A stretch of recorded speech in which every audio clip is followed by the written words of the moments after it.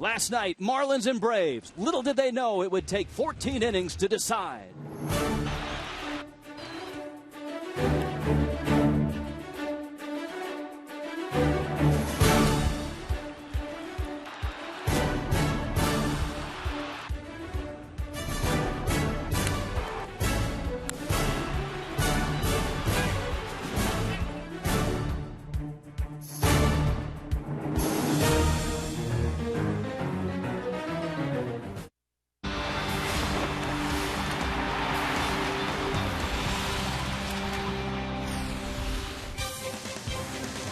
Tonight in Miami, Marlins Park roof closed, AC on, Braves Marlins on.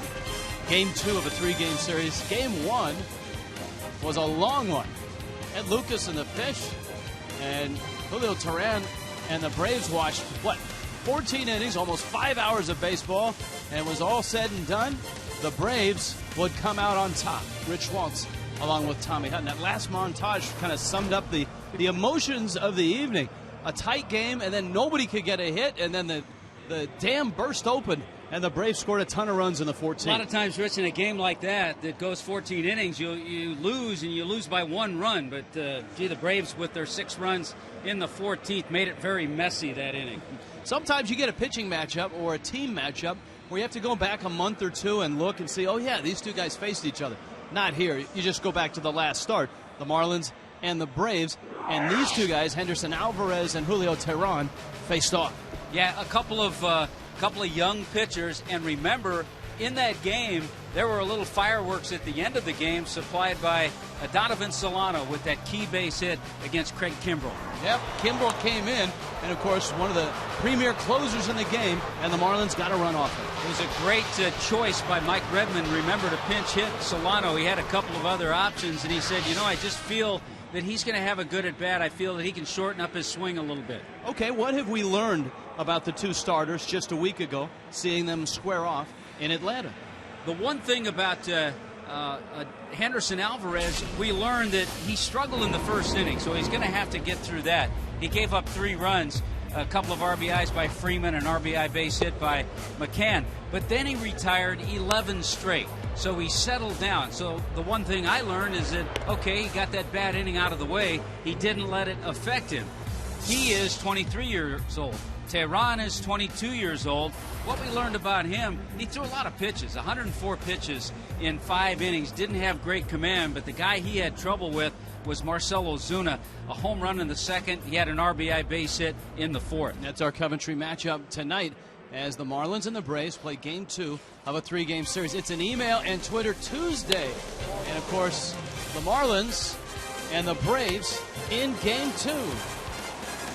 Marlins lineup. We'll pick out some of the key players headed into this matchup tonight.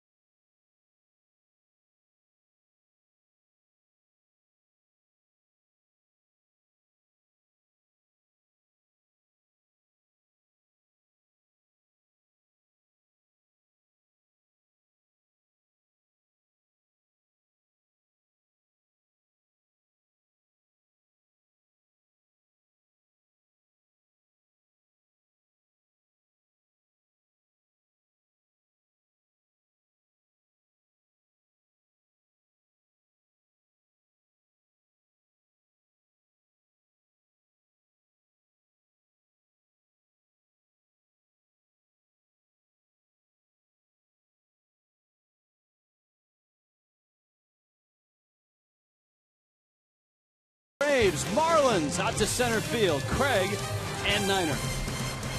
Thank you, Rich. The Marlins in a little slump here. They've lost 4 in a row all of a sudden, but the last 3 games, they certainly were a hit away from winning each and every one of these games against tough teams like St. Louis and Atlanta. Talking to Mike Redmond today, he made it clear that it's been the bottom of the lineup that's been carrying the Marlins, and they need a little more punch from that tough middle of the order they have. Well, that's why you call it the middle of the lineup, and those are your heavy hitters, the 3, 4, 5 guys, and most every single lineup are the guys you count on to drive in runs, and we've built a little graphic here to show you, illustrate how important those middle guys are. So in the wins for the Marlins this year, you see Giancarlo hitting 3rd, Logan Morrison hitting 4th, Marcelo Zuna hitting 5th, or vice versa there, 4 and 5. Right. Look what they've done in the wins. I mean, they've absolutely killed it. 280, 359, 375. In losses, obviously, it's a team sport, but these are the guys that really drive your offense. And in losses, look at how awful they've been in the losses. That's why the Marlins have not done well when they have not done well. Pinch hit a little bit from those guys. He got some wins, a lot more wins. Absolutely. All right, let's go to Allison Williams for more here on a special email Twitter Tuesday. Allison? Hey there, Craig. Throughout the broadcast tonight, I will be joining a group of guests of the Marlins to take a special tour of some of the different venues within Marlins Ballpark. We will head up to the Budweiser balcony, also the Championship Lounge. But first of all, how about the Clevelander, one of the hottest spots in the park? Whether there's a game going on or not, you can rent out this venue for your group. You also have special group happy hour prices if you have 10 or more. All sorts of packages for food and drinks if you want to get a crew together and come out here to the Clevelander. This is where the party's going to start. But as I said, we will be making our way throughout the ballpark. Should be a lot of fun. And while we do that, we want to hear from everybody on Twitter. Favorite feature of Marlins Park? Use the hashtag #FaveFeature. Guys, back to you. All right, thank you very much, Allison. We'll look forward to that and the ball game, and look for us on the post-game show when we join you right after Marlins Braves Part 2. The Atlanta has owned the fish here in this ballpark, 11-2. See if Miami can answer to that here. Game 2 coming up.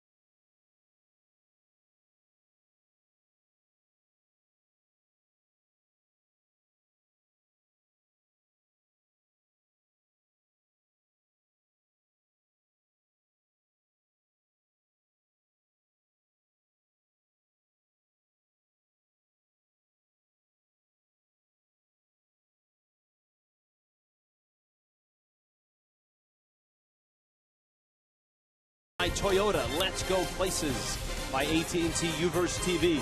Check availability, 1-800-PICK-AT&T. Rethink possible by Just for Men Auto Stop, the foolproof way to get rid of gray. And by Checkers, feast on. Some gorgeous sights from above Miami inside Marlins Park with the roof closed to start tonight.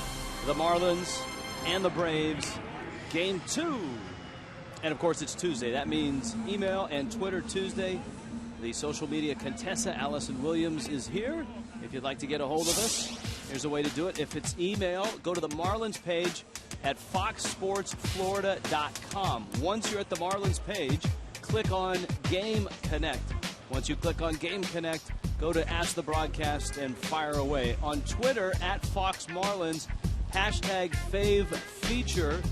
And Allison Williams will be wandering around the ballpark, and that's kind of a theme tonight. What's your favorite feature of Marlins Park?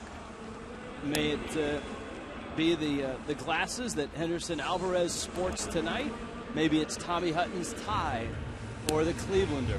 Whatever you got, send it our way. Marlins and Braves, Game 2. Almost 5 hours and 14 innings last night before the Braves lit it up in the top of the 14th. Yeah, you saw the numbers on Henderson Alvarez, who was in the Toronto Blue Jays rotation last year. 9-14 his record. The thing he needs to do tonight is to avoid that first inning problem. Had first inning troubles against the Braves, but then really settled in after that first inning and retired 11 in a row. Good fastball, good changeup, little breaking ball from Henderson Alvarez.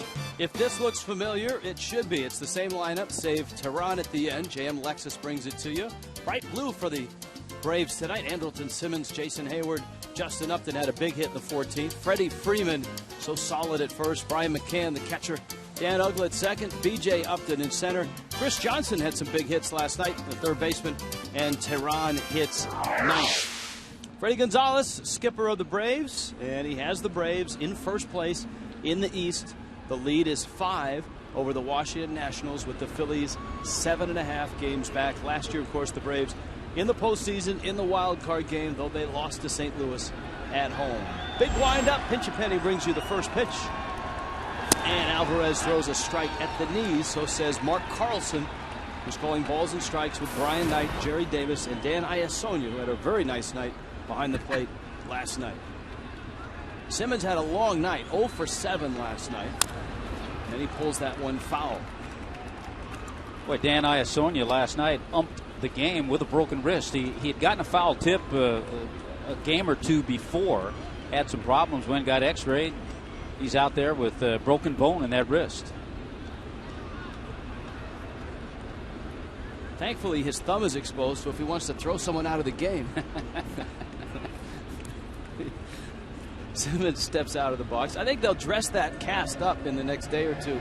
Maybe put it the same color as his shirt. Umpires are a tough lot. There's no doubt about it. Here's the 0-2 pitch. That's a bolt, and it almost got Iasonia, and he points foul, a foul ball. Boy, and right off the bat, he has to make a quick judgment call, and he made it with that right arm. First, he's got to get out of the way. Second, he's got to spin around so he can see the flight of the ball. And he's cracking a little smile. Yeah, I'm sure Ed Lucas is saying something to him right about now. He's like, God, I can't escape the baseball. So Simmons hit it hard. Here's another look at the play. Gets out of the way, turns, and then sees where the ball lands. And that wasn't foul by much. 0-2 again. Echeverria on first in time to get Simmons. So we're underway.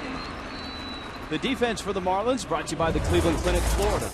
There it is with Ruggiano in left, Stanton in right. Marcell Ozuna now starting his 25th game in center field.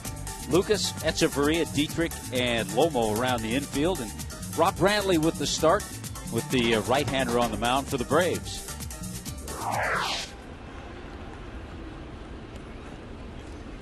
Jason Hayward, who had a triple last night. That helped account for the first run for the Braves. In fact, the only run for 13 innings for the Braves. And the Marlins and the Braves went into hibernation after the 6th inning. And they didn't wake up until well past bedtime. Hayward was responsible for some of that scoring for the Braves in the first inning off Alvarez. Doubled in that first inning at Turner Field. Brian McCann had a double. Freddie Freeman had a 2-run single. But the beauty of baseball is we had that shot of the dugout. It's another day. You go back out there and try to play a better game than you played last night. Alvarez, good location. He's been living down at the knees of the first two hitters. Hayward not having the greatest of years, and that's one of the impressive things about the Braves is that the Braves sit at 51-38. Simmons is having an okay offensive year. Hayward below average. Justin Upton has cooled off. B.J. Upton has really struggled. A little chopper wide of first. But Freeman has been a rock. McCann has been hot since he's come off the disabled list. They got 2 great months out of Evan Gattis, who, by the way, took batting practice today and worked out the oblique injury, and the Braves are hopeful that he's able to go out, play some rehab games, and get back to Atlanta. Yeah, and the other reason they're hopeful to get him back soon is because of that right-handed bat. They've got some left-handed bats in that lineup. And, of course, Justin Upton carried him in April. Yeah, and Chris Johnson's been solid throughout. Hayward deep in the box, and he swings and misses, and Alvarez. There's that good changeup. Gets a strikeout. They call that a power change that has good sink to it. Good arm action, and then the bottom just drops out of it, and he kept it in a great spot. It sounds like an oxymoron, a power change. But that's a changeup that's got some zip on it and good movement and good tail. Here is Justin Upton. It was his 2-run double in the 14th that was a big hit. He had 2 doubles last night.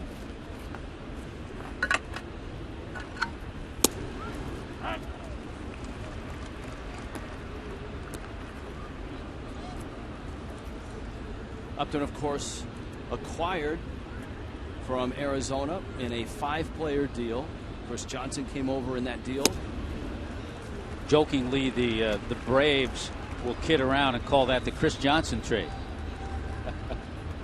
Martin Prado, the very popular Brave.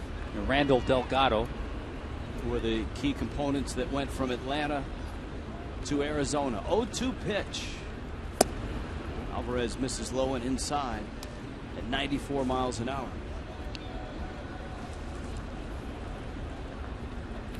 Obviously, there were not a lot of gaudy numbers for any hitters last night with that long drought from the 6th through the 13th inning by both sides. And Upton strikes out. Boy, Alvarez looks sharp. Punching out Hayward, punching out Upton, and going 1-2-3 through Atlanta in the first.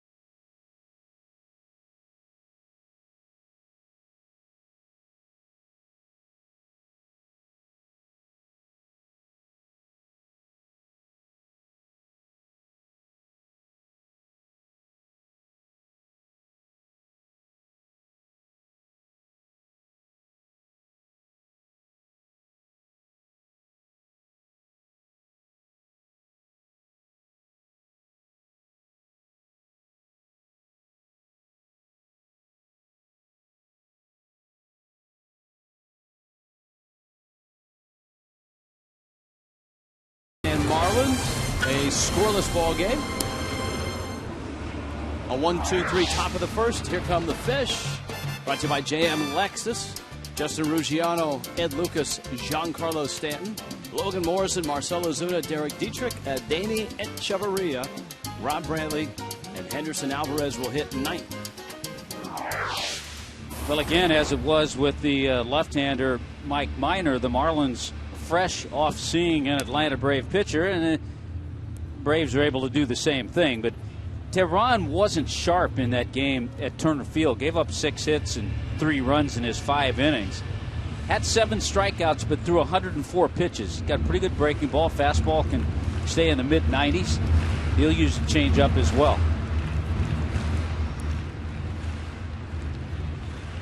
Justin Ruggiano climbs in. Ed Lucas, Giancarlo Stanton. For the Fish, after a long night last night, nearly 5 hours and 14 innings. Ruggiano was 1 for 6.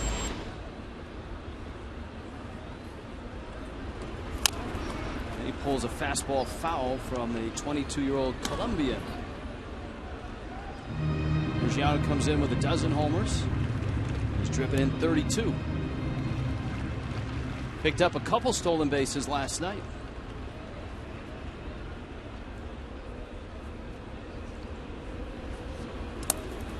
In fact, Ruggiano has his locker right next to Ed Lucas. Lucas is behind him in the order, and Lucas was quick to thank Ruggiano for that double steal last night because it was Lucas's first major league stolen base. But heads up on his part, because it was the back end of a double steal, and a lot of times that runner at first doesn't pick up the runner at second and stays at first base, but he picked up Ruggiano right away. Teheran up and in at 91. Parts of 2 years in the Atlanta rotation. It didn't get a lot of starts in 11 and 12. There's this fastball that gets away and spins Ruggiano out of there.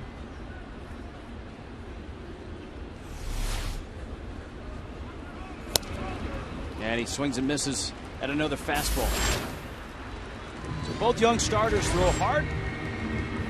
Teheran has an out. And before Lucas steps in the box, here come the Braves defensively, brought to you by the Cleveland Clinic, Florida. And if you jotted down last night's, you're going to have it correct, with the exception of Julio Teheran. The Uptons, Hayward, Johnson, Simmons, Douglas Freeman, and Brian McCann behind the plate.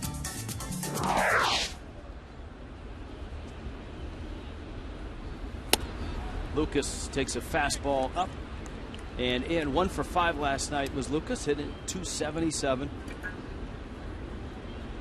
His third double of the season last night. Rich, you had a great conversation with Ed Lucas about all those years in the minor leagues. What has he learned his time here in the big leagues? Well, you know, one of the things is just what is accessible to a player or a hitter.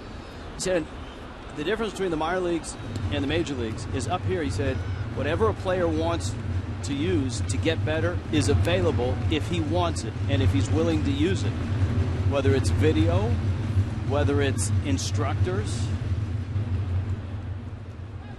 And Lucas has certainly enjoyed his time in the big leagues. 1-2 pitch. Struck him out, outside corner. And Teheran dots the black. There are 2 outs, and here comes Giancarlo Stanton. Well, a little better command for Teheran here in this first inning than he had in Atlanta. He just dotted the outside part of the plate in that at bat to Lucas.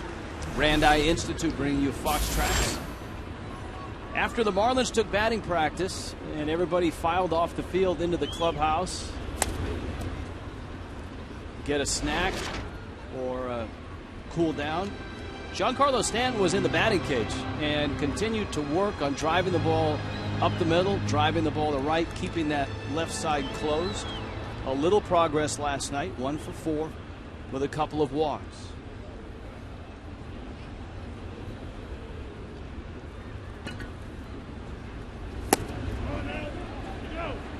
That's a swing, says Brian Knight. Sometimes the batting cage can help you think up the middle because you're in that batting tunnel. and you're trying to hit the ball right back at the screen, back at the BP pitcher or machine, whatever it might be. Whether it's Giancarlo Stanton or Dan Uggla when he was here, or a guy like Cody Ross or a Logan Morrison, and guys that go in slumps. Morrison doesn't go in many. You don't come out of it right away. It's not like all of a sudden you go 4 for 4 and you're in there. You see gradual steps. You start taking pitches. You start making loud outs. And the fact that Stanton walked twice last night, I think, is just as important as the base hit. You know, we saw him take a few pitches last night that he was swinging at in St. Louis. So just a little bit of that was a good sign. 2-2 coming. Breaking ball. Checked his swing. And he's laid off a couple of tough pitches that he swung at a few days ago. But Tehran has used fastballs to get both strikeouts. Ruggiero swinging, Lucas looking. And we'll see if he throws one to Stanton here, 3-2. Stanton has seen a steady diet of breaking balls this past week to 10 days. Fastball, and he popped it up. Freeman in foul ground makes the catch, and the inning is over. Both young pitchers go 1-2-3. On to the second. Hello.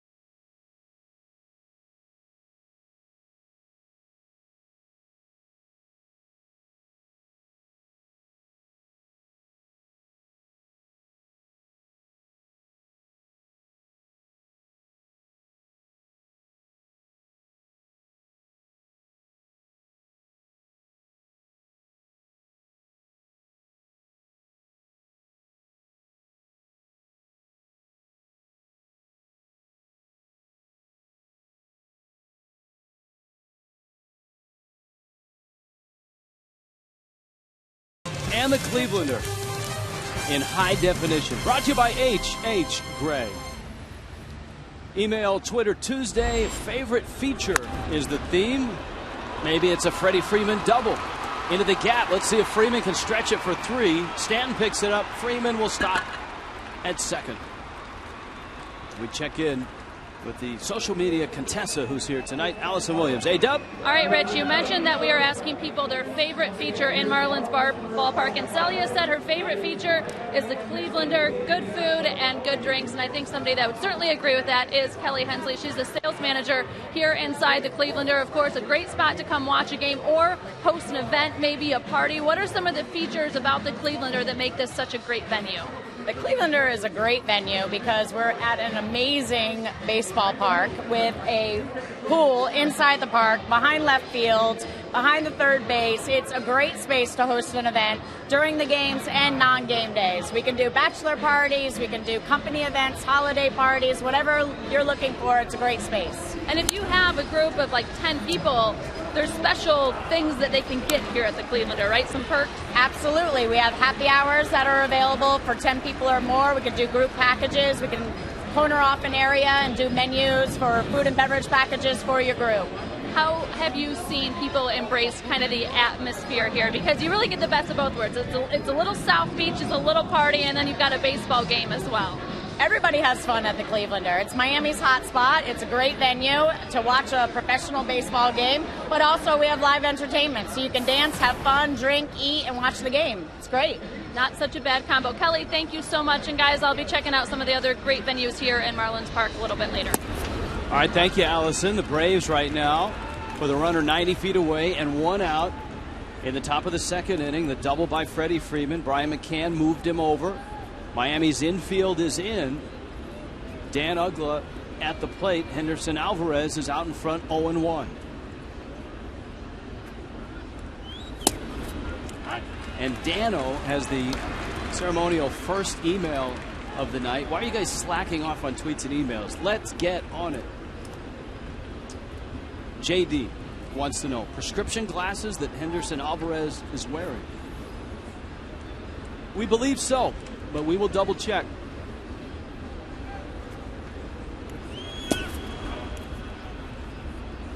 I'll tell you one thing he's thinking about now, prescription glasses or not, he's thinking about a strikeout with the runner at third base.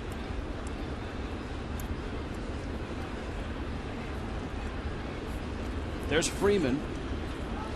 Freeman had a 2-run single against Alvarez in that start just 5 days ago. Now, 5 days ago, if you want to know about Alvarez, no glasses. And that was outside in Atlanta. So July 4th. Tonight he's got glasses on.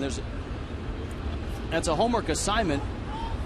The first scenario that you think about is contacts then and no contacts tonight wearing glasses. Here's the 2-2 pitch. And he misses down low. Well, we'll do our work tomorrow.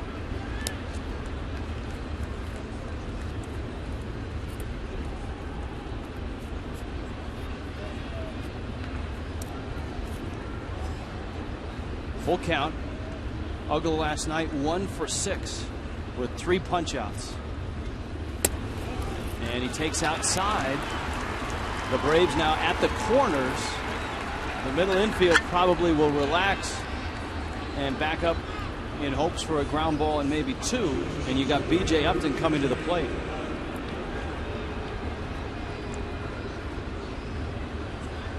Some have asked Freddie Gonzalez why he wouldn't swap Chris Johnson and B.J. Upton in the lineup. Upton hitting $173. Johnson has been well over 300 for the bulk of the season. And Freddie has said, Johnson just seems to come up with guys on base and is doing so well. And he didn't want to tinker with it. Managers get superstitious and they like managing is part stats, part gut, part brain. Yeah, I think not only superstitious, but they also know their players. And if they feel, and in Freddie Gonzalez's case, he feels Chris Johnson's comfortable in that number 8 spot. B.J. Upton, 7 for 65, a 108 average with runners in scoring position. Fly ball, Stanton getting ready. Freeman doesn't have great speed. He's coming home, and the throw is airmailed almost into the dugout. Alvarez is there to catch it. Not only does the run score, but Uggla ends up at second. And so Stanton took a little too big a bite out of that one. For a guy who has been around, you see a young rookie make this mistake. But for a guy who's been around, this is where you slow the game down. Make your spring training throw that you work on. He was very shallow. He wasn't real deep. He didn't have to unload the way he did and completely missed everybody. And at the very least, you want to keep Uggla at first. Logan Morrison was in position as a cutoff man. You got the pitcher on deck. The Marlins are going to appeal third base. And Dan Iasonia, cast and all, says he touched it. Now will the Marlins walk Johnson to pitch to Tehran, and they will. So just like they did in Atlanta, the Braves score first on Henderson Alvarez. Back into the tweets and the emails. Phone bill. His favorite feature of Marlins Park, the air conditioning. Sir Pizza is second on his list. Juan Carlos wants to know any update on Chris Coughlin. Actually ran into Coughlin in the clubhouse today. Coughlin continues to rehab from a back issue, a disc issue in his back.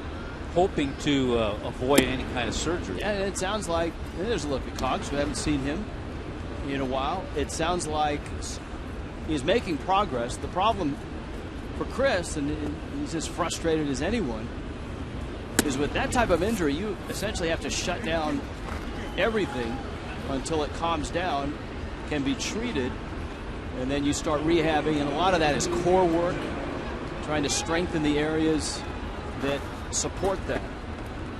You know, we all forget. You don't forget he was Rookie of the Year, but boy, was he unbelievable. Chris Coughlin in August had 47 hits at 385. In September, he had 53 hits and hit 390. Chris Coughlin.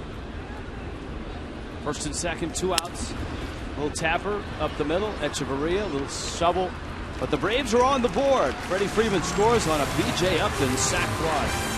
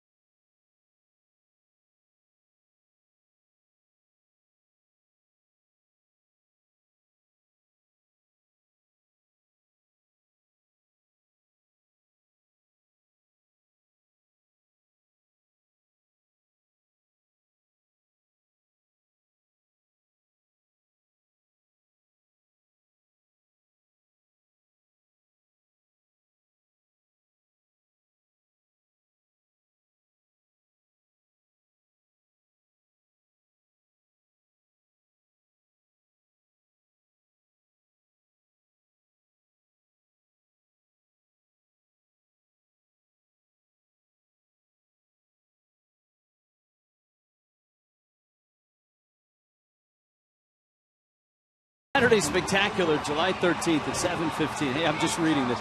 Get all you can eat seats for just $27 and celebrate Colombian Heritage Night. Enjoy a post-game concert featuring Sonora Carruselas, all presented by Avianca Airlines. So go to Marlins.com for tickets.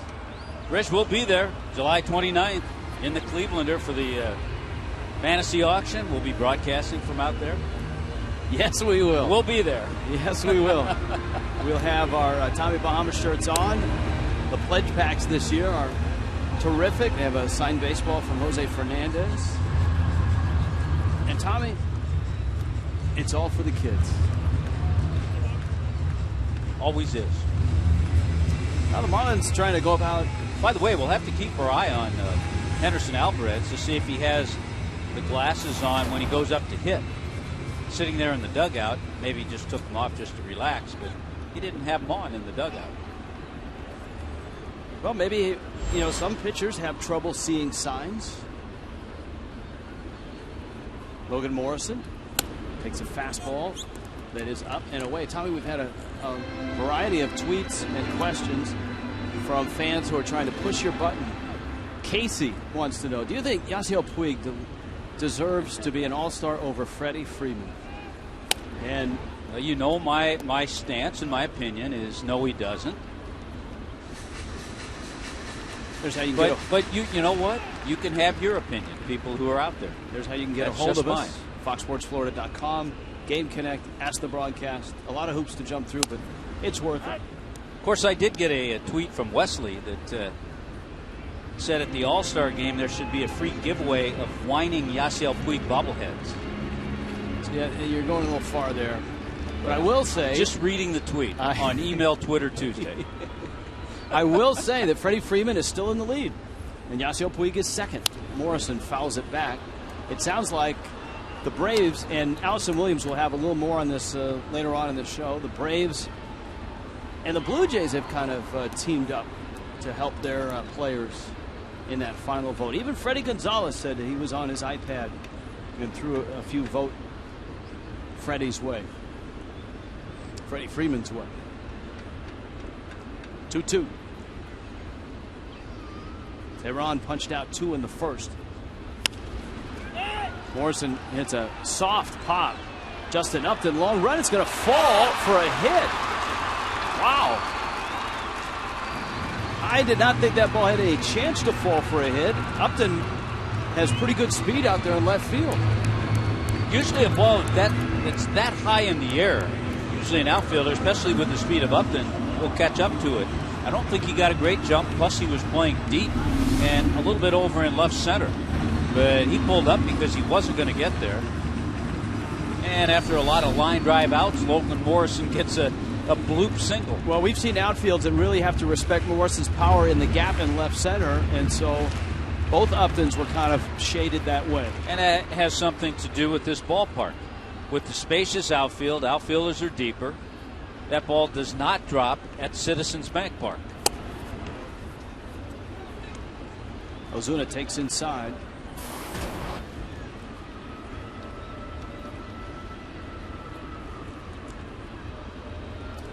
One homework assignment we had coming off that Tehran-Alvarez matchup was Marcell Ozuna and Julio Tehran in Winter League. We thought possibly that since they both were in the Dominican for Winter League that Ozuna saw him, because Ozuna certainly hurt him in that ball game, and he did. Yeah, Ozuna told me that Tehran pitched for Licey against Ozuna's team, and yes, he did see him. And Tehran from Colombia, but was pitching in the Dominican for winter baseball. Yeah, Ozuna had a home run and an RBI single on a 2-for-3 effort against Tehran. Chopper wide of third, kicked by Johnson. It rolls out towards center. Morrison will stop at second base. So the Marlins get a bloop hit and an error on third baseman Chris Johnson and have runners first and second. Nobody out, and here comes Derek Dietrich. If there ever was any little knock on Chris Johnson, it was his ability to play solid defense. He's done a pretty good job for the Braves, and he certainly made up for it with the way he's hit. Ball kind of ate him up, and he's going to be charged with an error, but the Marlins have a couple of runners on and nobody out. But you know what? The Marlins had a couple of runners on and nobody out in the 13th inning last night.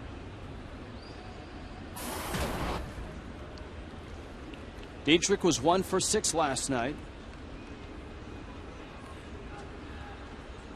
in a 1-0 ball game.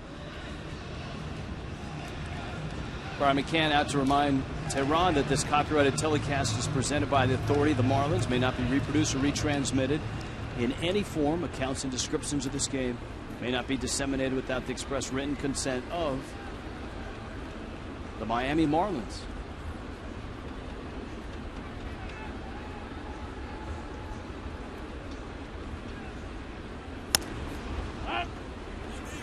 Change up for a strike to Dietrich.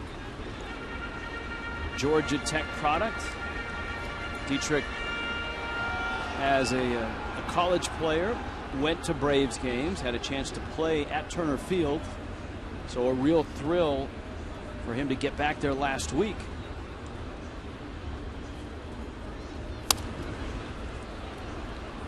And he turns on a pitch that was well in. It's 0-2.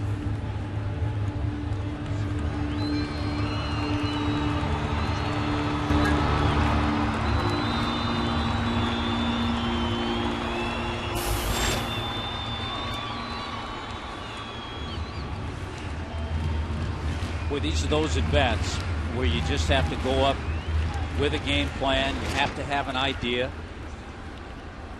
And the bottom line, you hope you get a decent pitch. If the pitcher makes good pitches on you, doesn't matter.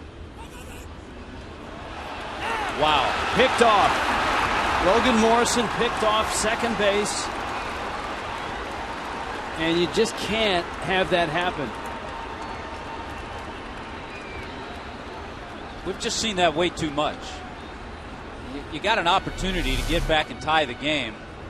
He's not that far off. He's not that far off, but we've talked about footwork, the knee, a little slow in reacting. Dietrich gets a high blast down the right field line. It's hooking, and it's foul. You combine a lot of that together, and it's difficult for Lomo to make that quick transition and dive back. That's why he didn't have a big lead. But you credit the Braves, Simmons, and Tehran. Tehran drops that knee right down and kept Lomo from getting to the bag. Yeah, Simmons with a good play, dropping the knee down. Good throw from Tehran.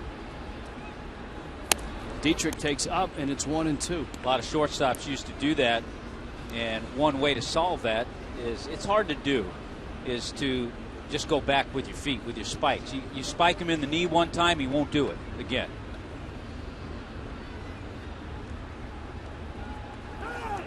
Time called. Now, when the Marlins embarked on that trip to Atlanta and to St. Louis, Mike Redmond told us, and we've used it a couple times, especially in St. Louis, against the Braves and against the Cardinals, you have to do all the little things right to beat them. And that's a big thing that the Marlins just did wrong. 1-2. And Dietrich strikes out. So what looked like a real promising inning, first and second, and nobody out, now sits with a runner at first and 2 outs. Yeah, a play like that just knocks the wind out of you in an inning.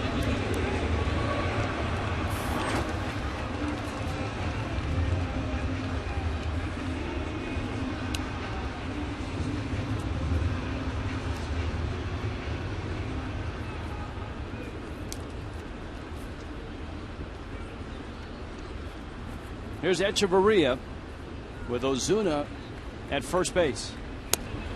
And a breaking ball for a strike. That's his third pitch. He dropped in a nice curveball.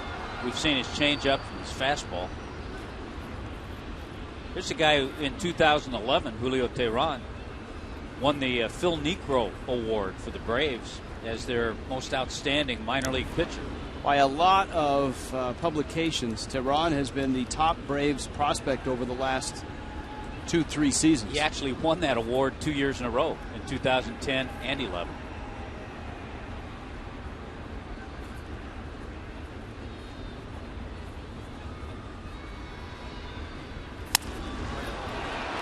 Soft liner into left field, a base hit. Boy, the hitting streak stays alive. It's tough to reconstruct innings, but getting picked off with nobody out first and second now really stings.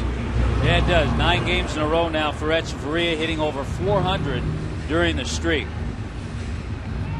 And you know what? It doesn't sound like a lot. He's gotten his average over 230. But boy, it wasn't long ago he was in that 170, 180 range.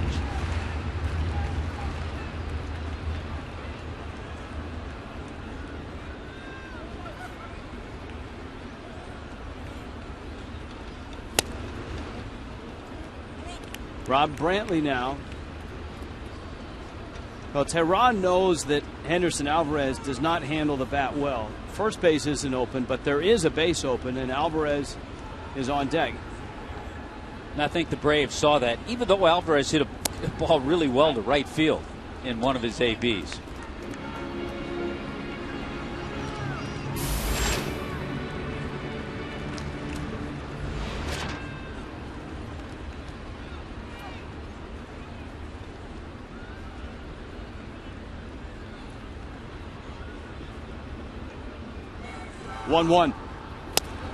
But Alvarez with just 3 major league at bats, and 2 of those were last week in Atlanta.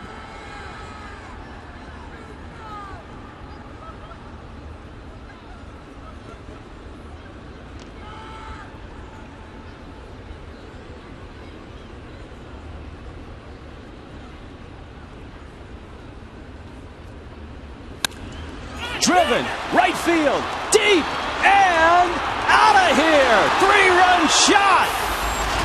What a mistake by Tehran, and Brantley makes him pay for it. Oh, what a good feeling for Rob Brantley. His first of the year, and he made it count. A 3-run shot in a situation that had an inning exploding and maybe not materializing. What a great at-bat, super swing, and his first one of the year.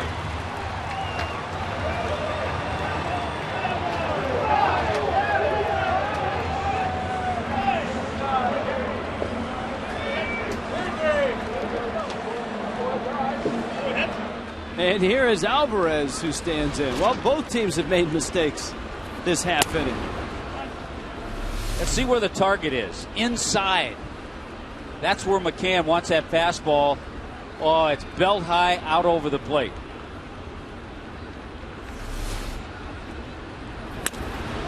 Alvarez drives one, left center field. B.J. Upton is there and makes the catch. The Marlins go deep against Julio Tehran. It's a 3-run shot. And just like that, the game changes. 3-1 pitch.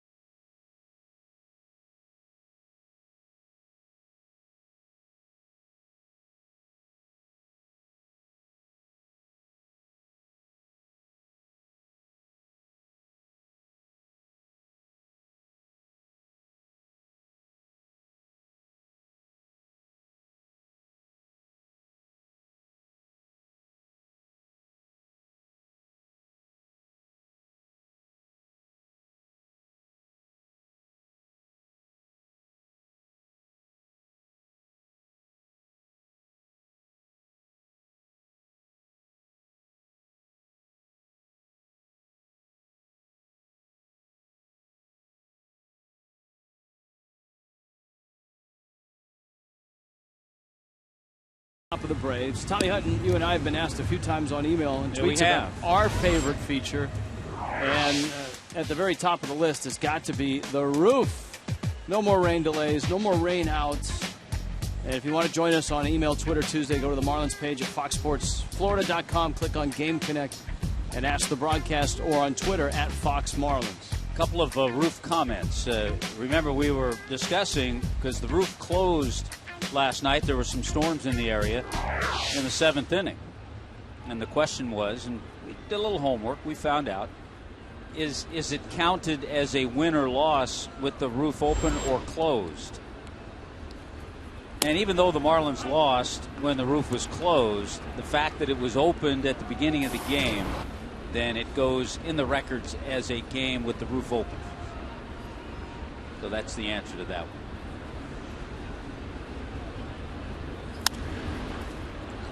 Soft pop, shallow right. Stanton comes in and he makes the catch, and Andrelton Simmons is retired as Henderson Alvarez gets his second crack at the Braves.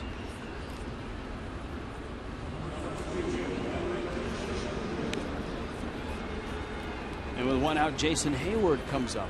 Tough couple of games for Simmons. He was 0 for 7 last night in the 14 innings and 0 for 2 to start this one here. Dory says that his favorite feature is the bullpen zone. Likes hanging out with the pitchers while they watch the game. Now the bullpen zone is over in right field. And that's where the Marlins bullpen is this year. Last year, of course, the Marlins pen was over by the Clevelander.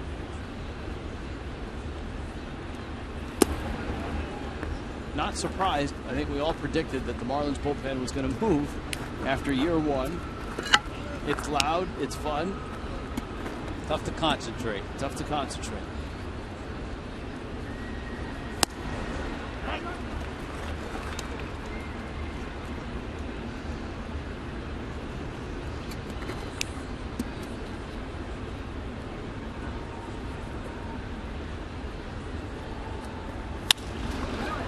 Nice job by Hayward, who went out and drove it into left field. Ruggiano picks it up. Hayward, who struck out in the first, is aboard a one-out single. Tomorrow's a Wednesday, and remember, it's a 12:40 start. And you can save up to 60% with the Chevron Crazy 8 ticket offer. Fill up at a participating Chevron. Get an $8 home run porch or $18 home plate box ticket. Visit your local Chevron or marlins.com/Chevron for details. Restrictions apply.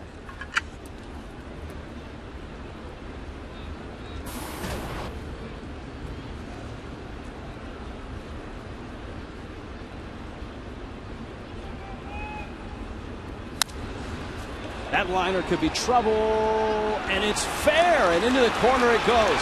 Stanton picks it up. Hayward races around third. On his way to the plate, he's going to score. And Justin Upton, who hurt the Marlins last night,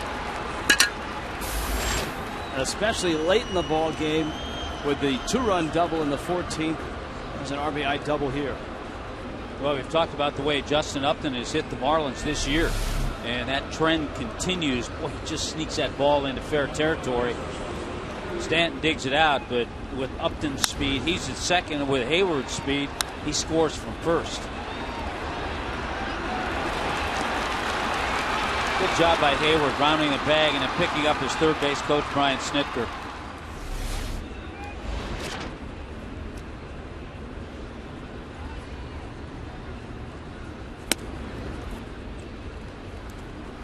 Freddie Freeman now. Freeman doubled in the second. Right now, after 2 days of voting, the leading vote getter in the final vote, Yasiel Puig, is second.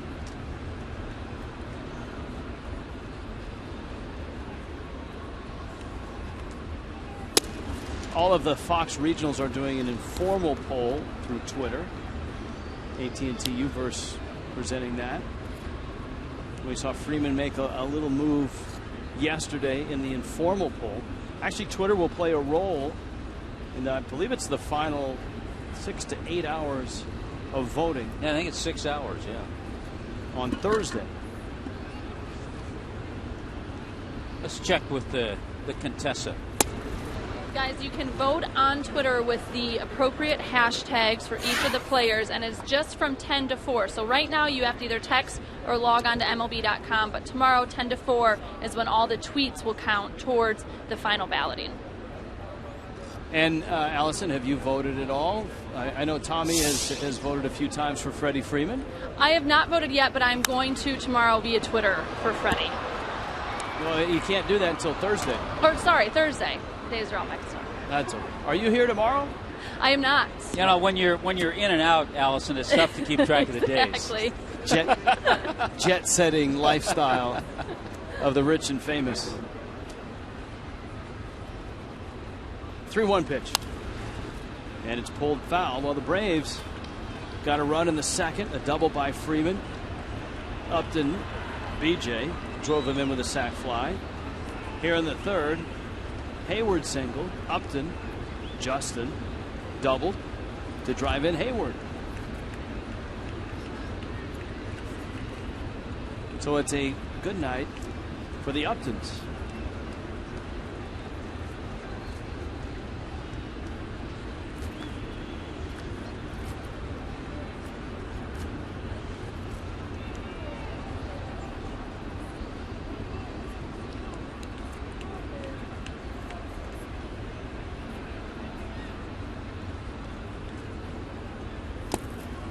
In the dirt, it almost looked like it hit Freeman in the foot.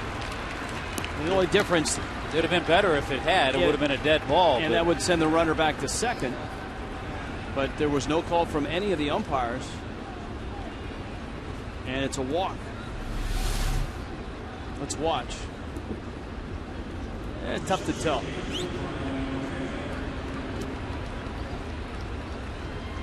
Nope, didn't. Not even close. You'd like to see Brantley shift over, try to block that ball, especially with the runner at second base.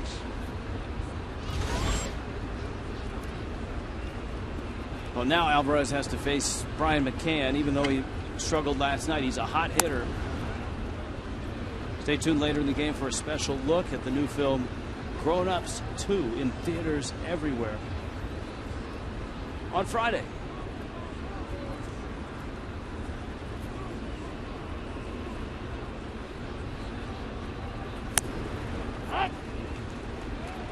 A strike, and it's a ball and a strike.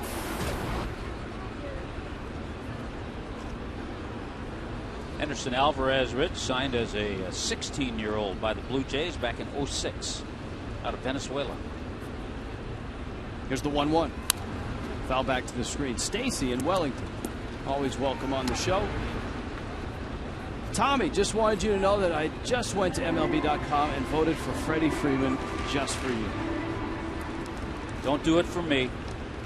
Make your own choice. I'm just throwing out suggestions.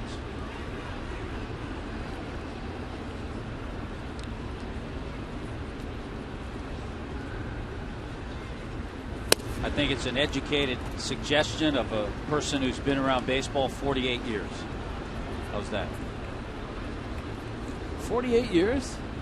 49, actually. I missed the anniversary. I would have had a cake delivered. Next year's the Gold Watch, 50. I would have invited Dinger, the Rockies mascot, to present it. Your favorite. Here's the 2-2 coming. We'll be there soon. McCann drills one right field deep. Stanton back, makes the catch. Tagging and scoring is Justin Upton. And the Braves really have executed tonight. You go back to McCann's ground ball that moved Freeman into scoring position in the second. And here, getting a pitch to drive and doing that and chasing home the tying run. And the wild pitch costs, because that allowed Upton to get to third base. You're absolutely right about McCann. Here's a guy who probably will not be a Brave next year, who's having a terrific year. In his first AB, he pulled the ball to move the runner. So he doesn't have a base hit tonight, but he's done a couple of nice things, and he has an RBI. You know, not a lot of people around baseball are talking about that. The fact that McCann's at the end of his contract.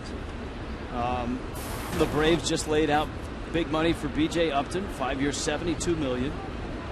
McCann is making $12 million in the last year of his deal. Is 29 and is going to want a 5 or a 6 year deal wherever he goes, or whether it's with the Braves. And then, you know, the question, if you're the Braves, is will you give a 30-year-old catcher that much time? Who's and that much money? Who's had some shoulder problems. We also did our homework assignment to find out what the Braves are looking for. Remember, we were talking about that last night. They really don't have a lot of feelers out there. They could maybe use a right-handed bat, maybe another bullpen arm, but there's been a whole lot out there seeing what the Braves are interested in. Here's the 1-1 pitch. Ugla couldn't check his swing. Well, that kind of answers Charles' email. He's from Tampa. Charles wanted to know what do the Braves need to do to improve to have a shot at a World Series title. I talked last night about the leadoff spot and getting someone up the top of the order with speed and gets on base. That's hard to find. Well, it's hard for them to do, and we've had a lot of emails as to why don't the Braves just send B.J. Upton packing or down to the minor leagues. Like Brett in Pensacola, at the rate he's playing, when do the Braves decide B.J. Upton is just too much baggage to carry? Well, when you're paying a guy $72 million over the next 5 years, you can't just cut him loose. Well, you can send a guy down, but a guy who's been around, this is his 8th year, has to give his approval. Right. You can send him to the minor leagues, but more than likely he's not going to give his approval. I mean, we could send you down, but you got 49 years. I have to give my approval.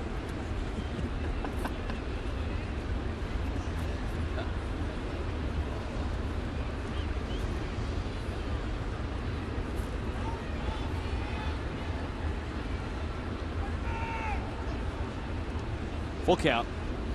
Long inning out there for Alvarez, and his pitch count has skyrocketed to 52 pitches. And that was after a nice and tidy 1-2-3 first, a long second, now a long third. With the runner on the move on a 3-2 pitch, Ugla walks.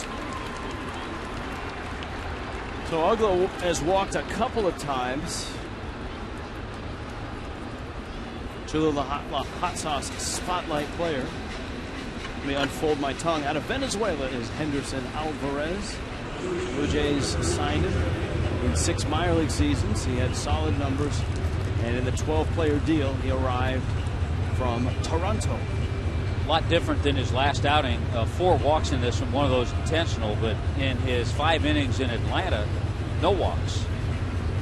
And had all the trouble in the first inning. I'm riding the email bag right now. Pablo in Coral Gables. Update on Christian Yelich.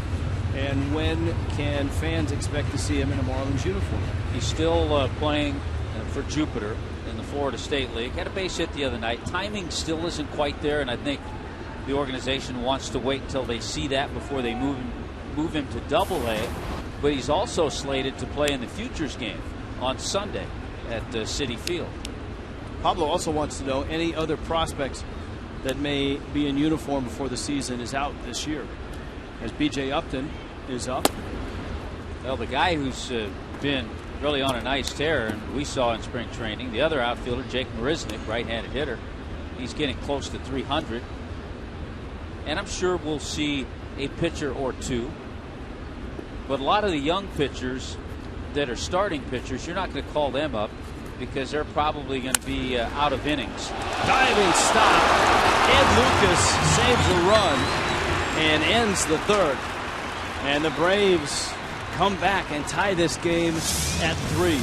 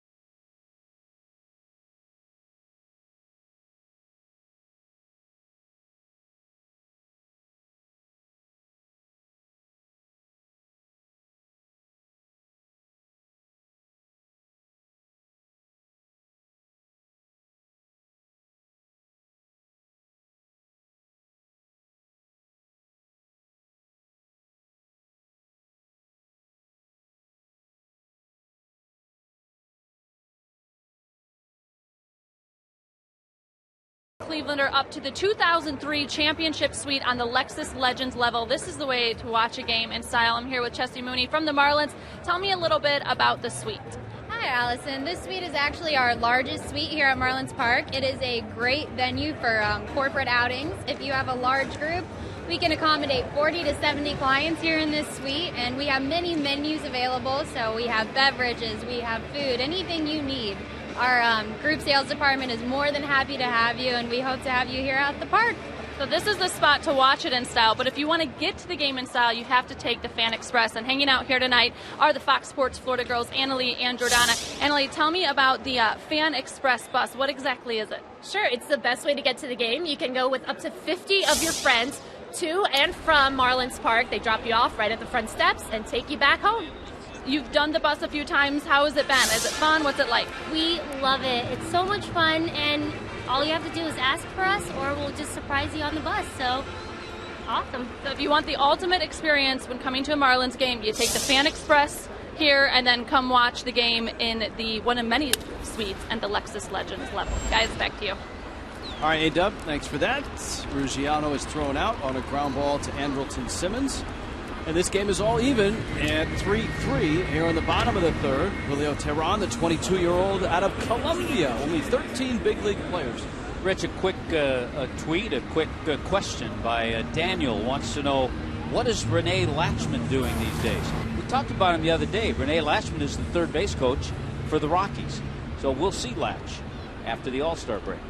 Here is Lucas. Just 13 players from Colombia in the big leagues. In Major League history, Donovan Solano and his brother Jonathan, who was sent down by the Nationals when Wilson Ramos was activated, are part of that group. You're looking at tweets. I got emails. Here's the 0-1 pitch. Lucas with a shot into left field. One of the things Lucas talked about today is that when he arrived in the big leagues, his approach was away, and his swing was tailored to just driving the ball to right field. The league has adjusted to him, he said, and they're starting to pound him in, and that's why you've seen him turn on some balls. Because now, all of a sudden, they know he's trying to hit it away, so he's getting pitches in, and he's starting to pull the ball.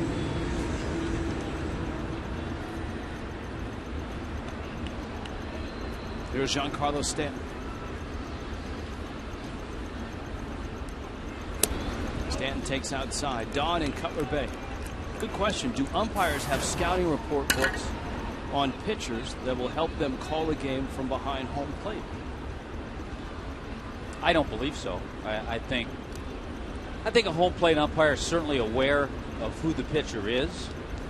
But as far as scouting reports on them, I think they just go inning by inning and get a good feel for how the pitcher's working.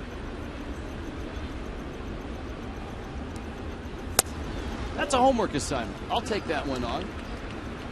Because I would suspect that there are some umpires that keep written journals. And also they've got DVDs of games they've called. You're going to have to go through the pool reporter, though, to get that answer. That's with the St. Louis crew. There's a strike. I've got an in here on this crew. And that's Jerry Davis. I spent 3 weeks with Jerry Davis and a few other Major League umpires in the World Baseball Classic over in Japan. Yeah, it's a good crew. They're happy to welcome us into their room. Chris Guccione and Alfonso Marquez were the other 3 Major League announcers. There were announcers from Japan, from Canada, from Mexico, and from Puerto Rico over there as well. So Don, I'll take that upon myself to find out how they scout a pitcher. I know one thing. Umpires do talk to catchers, and if there's a pitcher that comes in that, say, out of the bullpen that they've not seen, they will ask the catcher, what does he throw? They want to know if he has a splitter, if changeup fades away, maybe. Good job by Stanton. One pitch that has really had an effect on umpiring, and when we did the strike zone telecast, John Solser, our producer, and I sat down with Jim Joyce's crew and had a 20-25 minute chat about it. All 4 umpires said the two-seamer, the cutter, that has changed because those are the toughest pitches to call. It's tough to hit, and for an umpire, it's really tough to call. Well, mainly because that cutter has such late movement and has velocity close to most fastballs. And the umpires have to call. I mean, the strike zone, remember, is at the front of the plate. So when the ball crosses the front of the plate, that's where it's judged, whether it's in or out or up or down. And as well, you often talk about a pitcher who hides the ball. The umpires say that's tough on umpires because they don't get to see the ball until the very end. Morrison, ground ball, base hit, right field, round third. Here comes Lucas. He's going to score. And Miami answers back and has a 4-3 lead.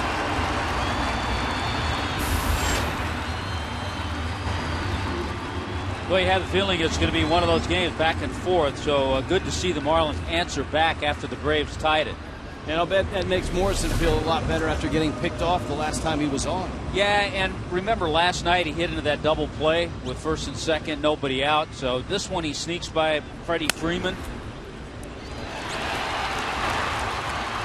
and picks up his 8th multi-hit game this year.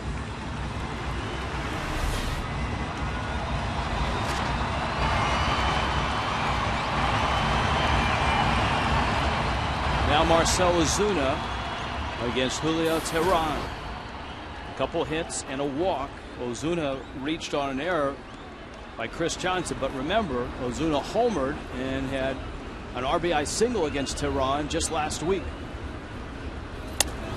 It was on a breaking ball that he homered. He takes a breaking ball for a strike. Apple Valley, California checking in. Brian and his father watching. 102 degrees in Apple Valley today. How do you and the crack staff schedule? Just heard that Allison is not working tomorrow. Ground ball. That one is kicked by Freeman. Ugla picks it up, goes to first, and gets the out. Good heads up by Dan Ugla and Julio Teheran as well. It's going to go 1-4-3. The inning is still alive. Yeah, this ball scoots off the heel of Freeman's glove. There's Uggs on the spot, but he doesn't make the play if Teheran's not at first base. He gives a nice athletic stretch. That's a good out and a big one for Atlanta. Yeah, I got to be honest with you. I have no idea how the crack staff does their schedule, Brian. Tommy and I, we show up every day. Yeah. And crack staff shows up a lot earlier than we do. If they show up. And you never know where they're going to show up. In what city.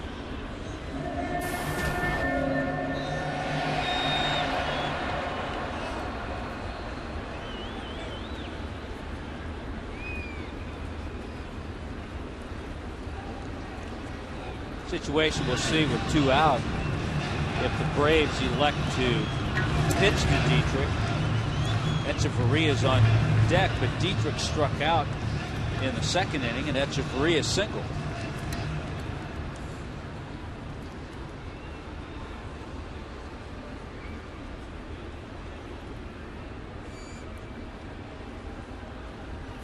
Fastball, ground ball. A lot of action for Freeman this inning, but he gathers it in and gets the out. Miami has to settle for a run, but reclaims the lead 4-3.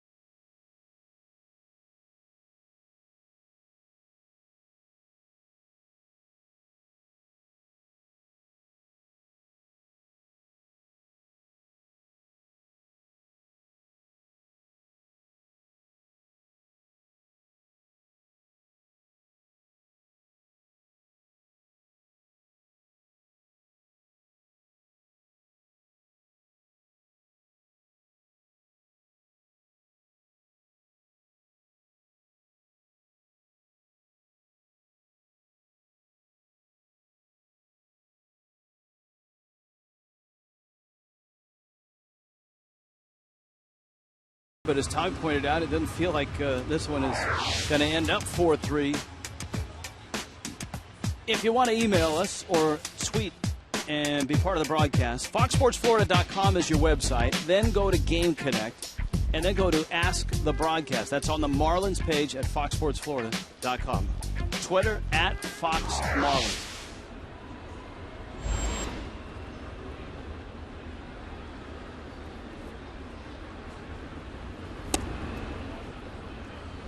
Chris Johnson, breaking ball inside. Johnson up there for the Braves.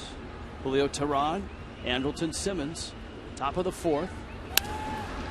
From the looks of the first inning, Tommy, it looked like both young pitchers were dialed in, and this was going to be a scoreless game for a while, and then everything blew up. Yeah, both pitchers have struggled with command, a little bit with control. There have been some good ABs on both sides.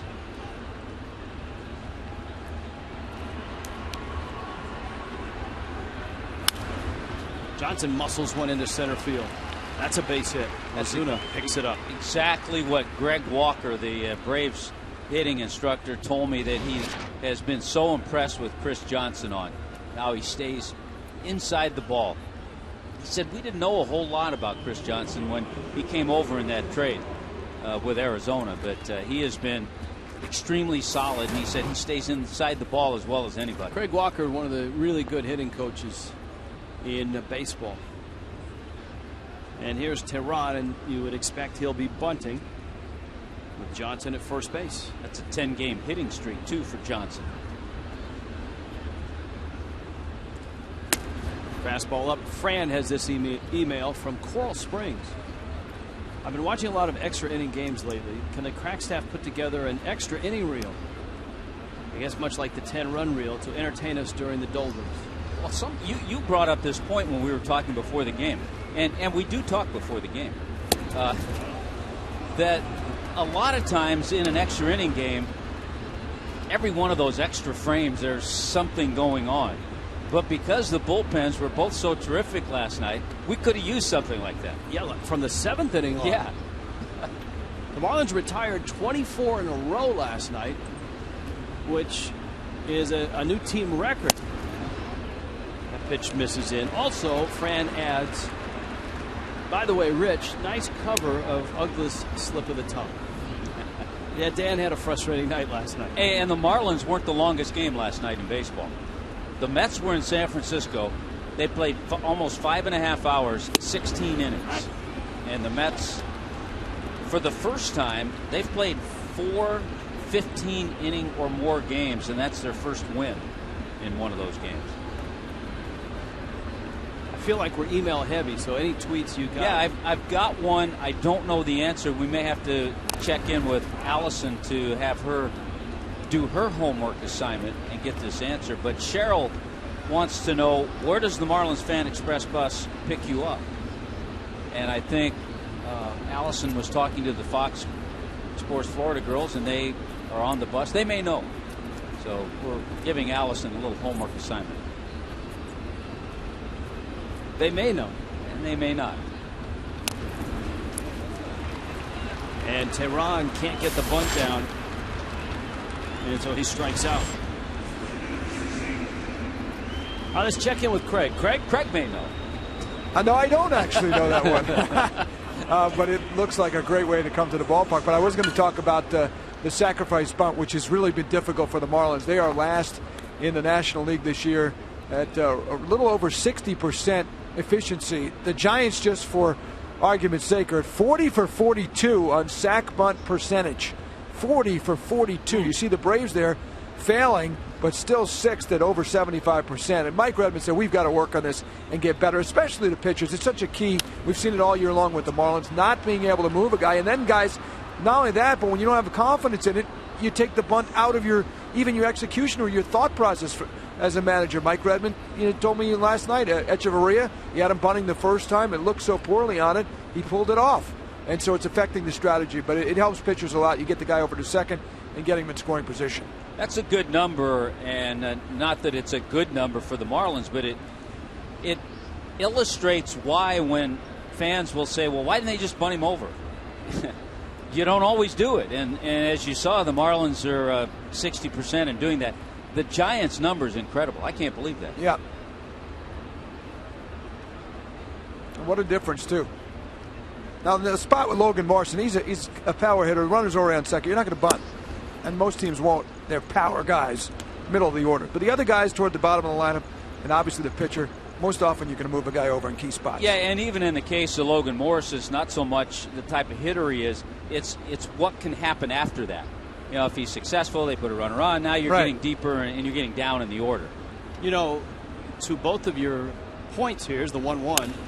It's pulled foul. An email from Steve in Boca, last night's game as an example. Steve wanted Ozuna to bunt with Stanton at second base. He thought, you know, Steve is a savvy baseball guy. He watches a lot of the Rays games, and the Rays do an awful lot of that. He wanted Ozuna to bunt to push Stanton to third, and that's a case, would you agree, guys, that Ozuna probably hadn't done a whole lot of that in the minor leagues, and maybe Redmond wasn't comfortable having him do it, and that one goes right below the glove of Echeverria out into center field. That's something we just haven't seen this year. Echeverria just miss a ball that easy. Simmons is at first. Johnson all the way over to third. That's a double play ball. Innings over. And you're right. I feel like giving you the old Jack Buck line. I don't believe what I just saw. He comes up. He thinks that last little hop is going to come up to him, and it stayed right down on the ground. Wow.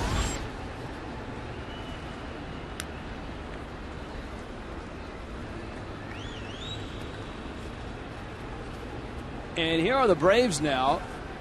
And back and forth they go. The Braves at the corners with one out. And Hayward's up. And Alvarez pitches. Popped foul into the seats. One more thing on the bunting. And I think we discussed this one night a few weeks ago. Because hitters now, or pitchers, when they come up in the minor leagues, don't even get a bat in their hand until they get to Double-A. Then it's only against another Double-A team that's a National League team. You don't have as many pitchers swinging the bat in the minor leagues like you did years ago because they all hit them. So I think that has contributed to it a little bit too. Yeah, guys, Ozuna's 1 for 1 this year. Juan Pierre 4 for 4. Ed Lucas 3 for 3. Sack bunts. Jose Fernandez is 4 for 8.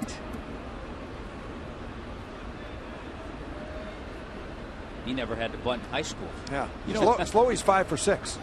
Those are the kind of numbers you want to see. Yeah, but one thing about those numbers that I would question, and that is the number of times a guy has tried to bunt and doesn't put it in play or strikes out when they take the bunt off. That doesn't count as an attempt, does it? I wouldn't think so. This sacrifice hits in opportunities. Because we've seen Pierre at times this year not be able to get a bunt down, get to 2 strikes, and then stop bunting. And to me, that would be a failure rather than a bunt where they get the force at second base. Yeah, I think the 4 for 4 for him is misleading on the sacrifice. And even Pierre will tell you he's not had a great year, Craig. Bunting into center field. Charging in is Ozuna. Runner tags. Here he comes. Ozuna's throw is a bullet to the plate. Out at the plate. Got him. Johnson is out. Ozuna throws out another. And the Marlins keep the lead. Wow.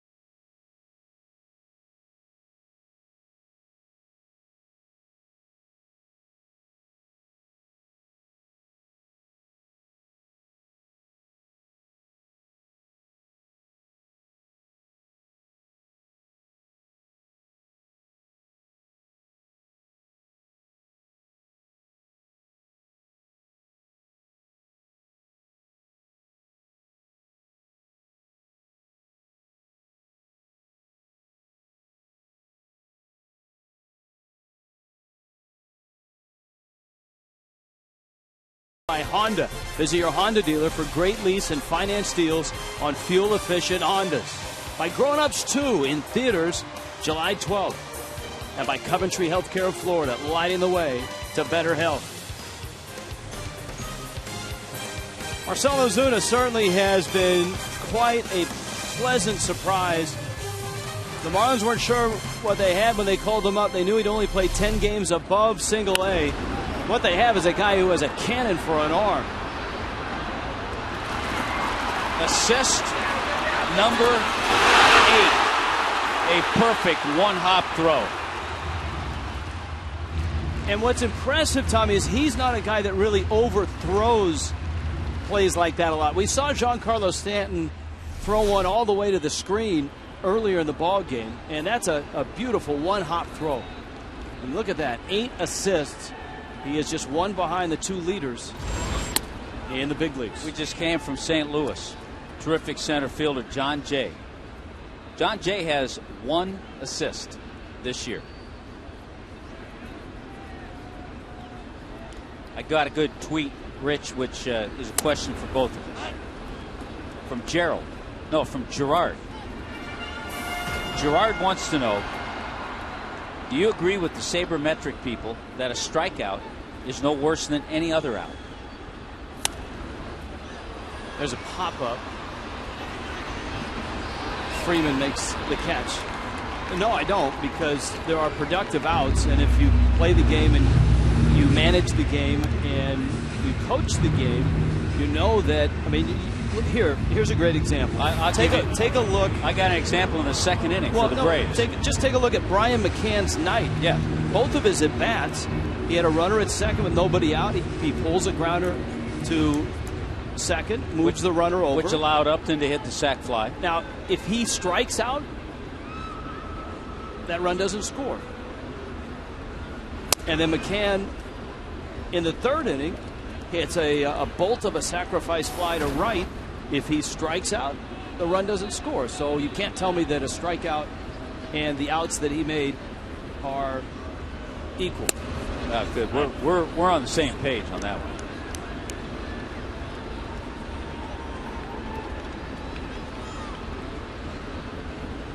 Mike in Florida as Brantley stands in. Brantley with a 3-run homer. That's really the big blow in this ball game. Because in that case, there were 2 outs. There were runners first and second, and it looked like Tehran was being cautious with Brantley because Alvarez, a very inexperienced hitter, was on deck, and he missed badly with a fastball location, and Brantley banged it off of the Mikasuki support just behind the foul pole down the right field line. That erased a 1-0 lead, and Brantley strokes one into left field for a base hit.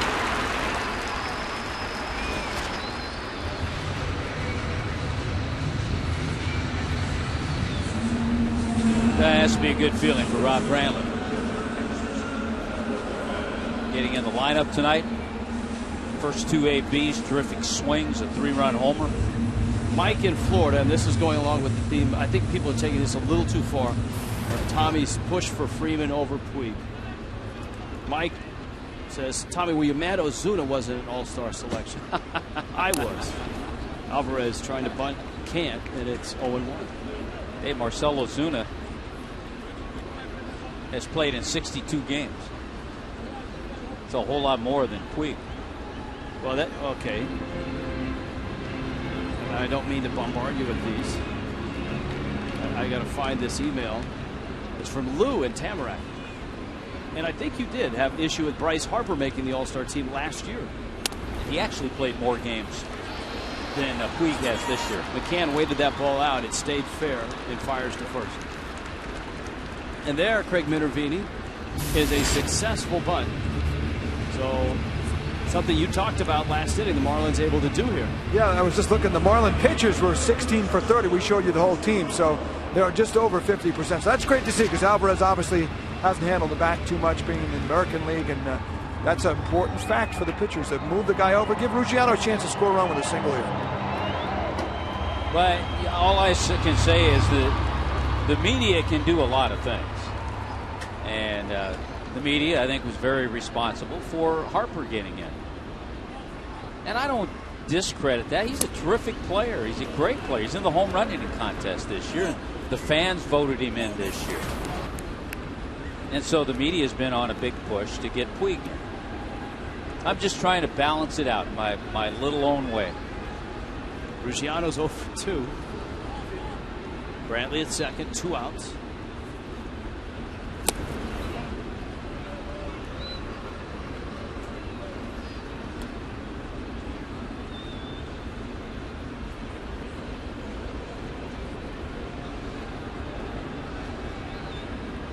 Miami up 4-3. Emails and tweets tonight. Braves and Marlins tomorrow afternoon, 12:40. Set your iPad, iPhone, Android device. Or if you still have the day timer, just write it in. There's a sharp ground ball to short. Simmons down to get it. He flips it to first in time to get the out. 4-3 Marlins. We're back after this sports injury prevention message from the Cleveland.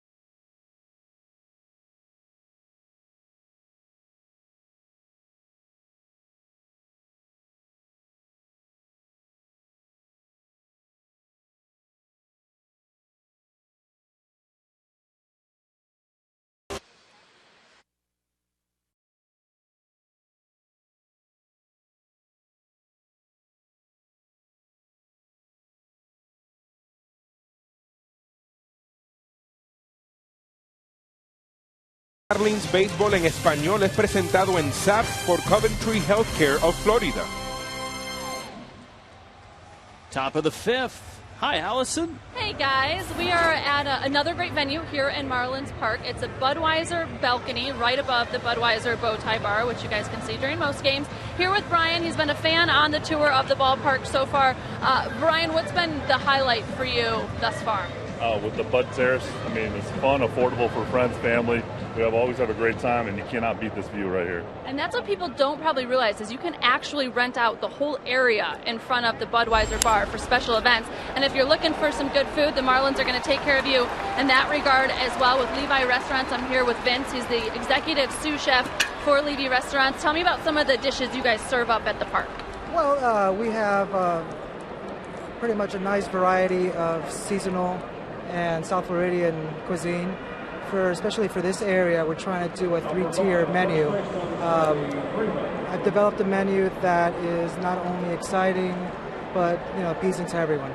So good eats, good drinks, of course, out here in the Budweiser balcony, and we really are kind of right above the bullpen, and we got some tweets, one of them from Dory. He says, my fave feature is the bullpen zone. It's like hanging out with the pitchers while watching the game. So a lot of great spots to catch a game here at Marlins Ballpark, no matter where you choose, whether it's here, Clevelander, one of the suites, lots of good options, guys.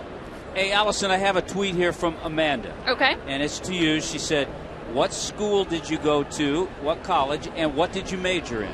I have to go like this. I went to the U. All right. All right. University of Miami. Was there. Well, I'm not going to give you the years, actually. I'm going to date myself a little bit. But majored in broadcast journalism. So great school. And if you're looking into getting into sports broadcasting, you can't go wrong with the U. Allison, what do they teach you in sports broadcasting? Well, that's just it. It's not sports broadcasting. It's broadcast journalism. So the majority of your classes will focus on journalism, writing, and the such.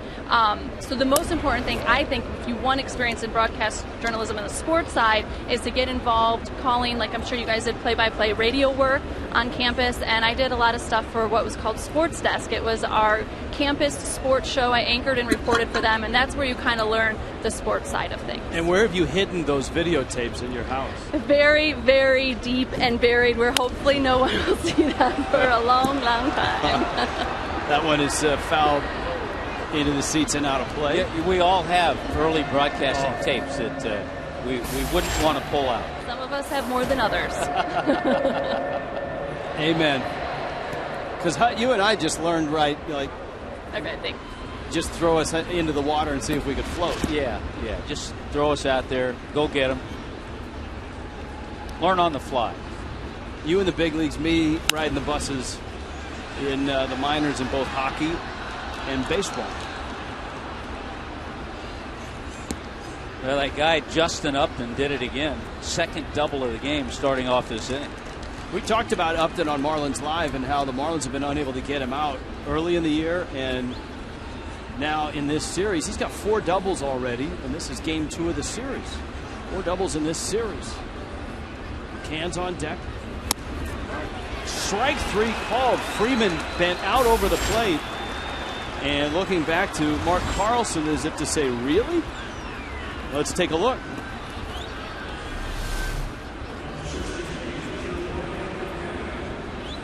Oh, boy, that's close. It's a lot closer than it initially looked. But a perfect pitch in the eyes of Henderson Alvarez. And Mark Carlson, who has the final and the only vote. Now McCann, who, as we described, has had 2 very productive outs. A ground ball to second that pushed a runner to third. That was Freeman. He scored on a B.J. Upton sac fly. And McCann himself with a sac fly to score a run. The next inning in the third, he scored the other Upton, Justin. Justin's out there at second. McCann's at the plate. And the count is 2-0. Hey, Roger wants to know how many tweets and emails, questions do we receive on a Tuesday? A lot. And yes. We apologize that we can't get to all of them. Oftentimes there are tweets and emails that cover the same subject. We'll get 15 or 20 tweets or emails about Giancarlo Stanton in the All-Star Home Run Derby. Or when is Christian Yelich coming up, and and we're sorry we can't read all 15 of those, but we try to get to at least one of them to answer that question. We're probably between 600 and 1,000 on a given night. And the 500 to 600 that are disparaging to Tommy and I, we tend to shy away from.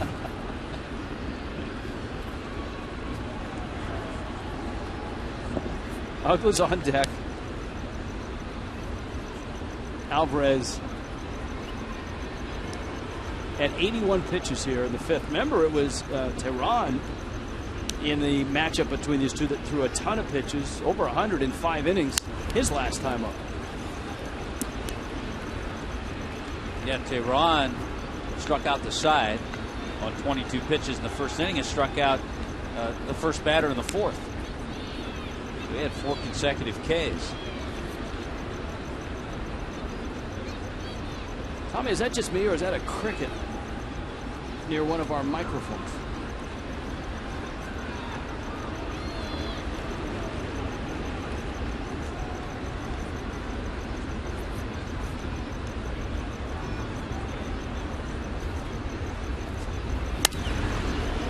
We apologized last night for Dan Uggla. I guess we have to apologize for the cricket. I haven't heard it yet.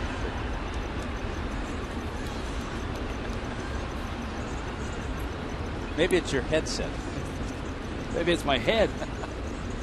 Alvarez getting a visit from Rob Brantley.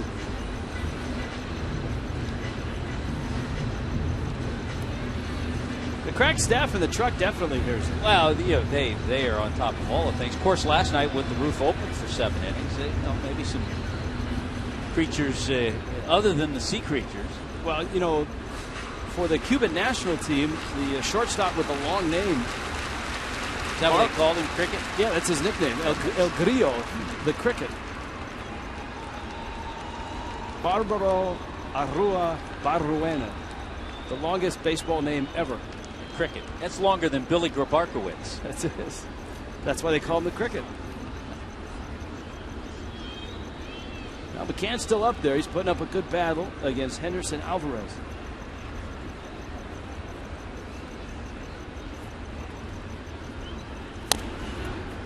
That one is pulled foul. Tommy is riding herd on the tweets. I've got emails tonight.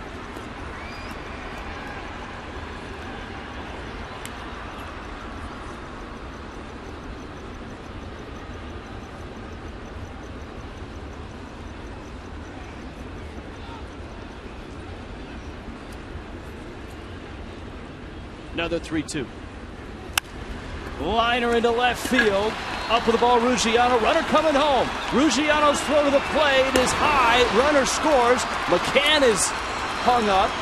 Dietrich runs it back. Now Morrison in a rundown. Dietrich will tag him. And the Marlins get the out, but the Braves get the run and tie the game at 4-4. There was no hesitation in Justin Upton. He was going to score right as the ball left the bat. Boy, just a vintage Brian McCann swing. That's a beautiful AB. Good swing. Ruggiano's high with the throw, but get away with that a little bit because McCann doesn't have a lot of speed, the guy who hit the ball. And so alertly, Brantley picks up McCann. He's caught halfway between first and second. So it goes 2-4.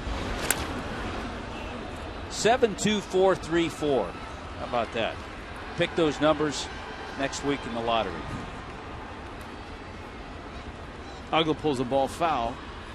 And this game refused to stay untied. Back to 4-4. And a strike from Alvarez. Wendy from Weston. Hi guys, I was there for the first pitch in '93 and many since. Wondering if you have a copy of ESPN, the magazine Body Issue, so you can share Stanton with us. Exclamation point, all of that. Lucas charging, bare hands. Oh, what a play. Ed Lucas. Terrific play by the Dartmouth product as he throws out Ugla. But the Braves break back. Brian McCann drives in Justin Upton. And it's 4-4.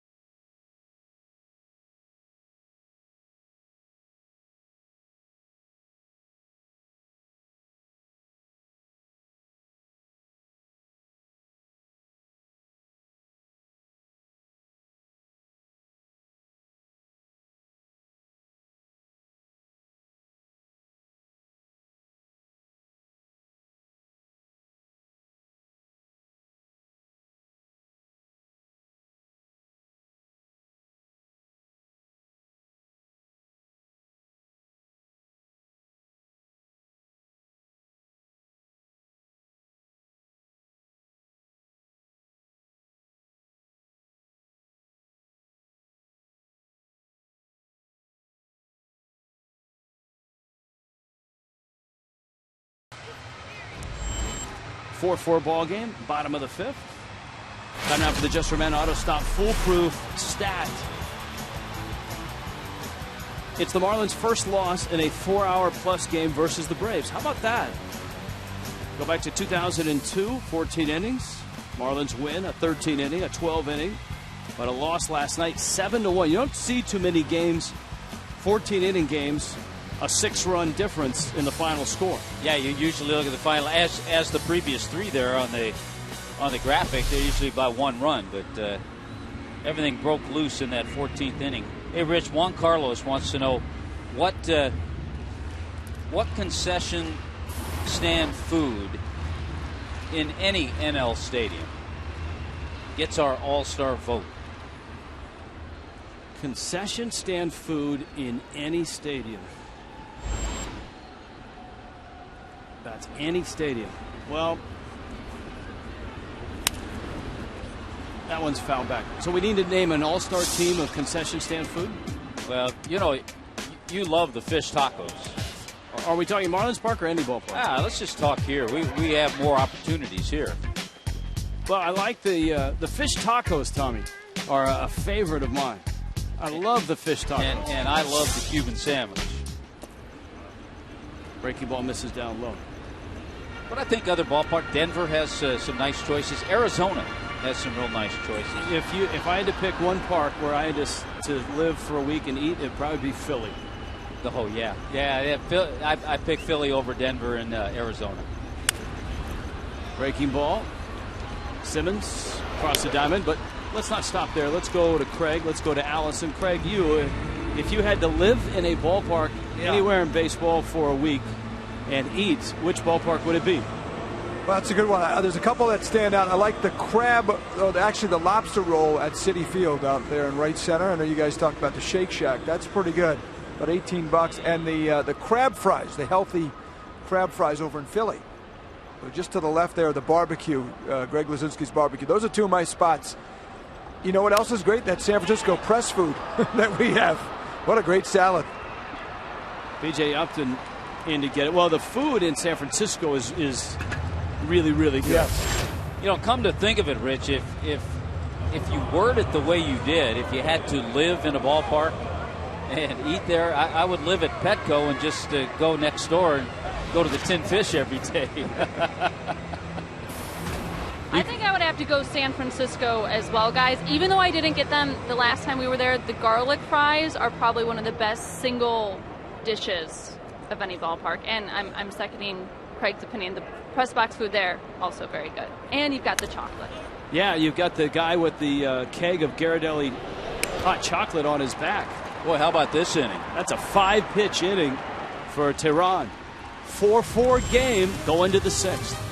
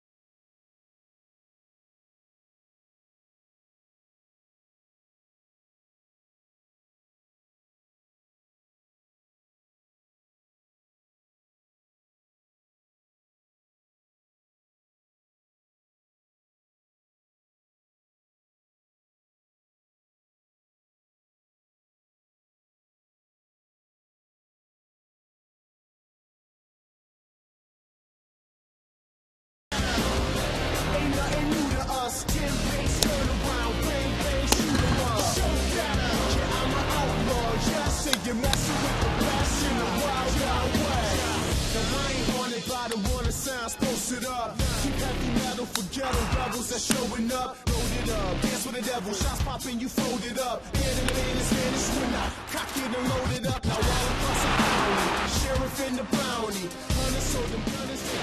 It's been an entertaining ball game here tonight. The Braves and the Marlins played a 14-inning game last night, but this game has had a lot more action in just the 5 innings of play. It's a 4-4 game, 6 hits apiece. Both teams have had some clutch hitting. The Marlins have made a couple of mistakes, but the young pitchers, Julio Teheran and Henderson Alvarez, find themselves into the 6th. B.J. Upton is up. His brother Justin has had a big night tonight with a pair of doubles. Alvarez would like to have a 5-pitch inning the way Teheran did. Yeah, because Alvarez's pitch count is at 90. Teheran is all the way back at 68.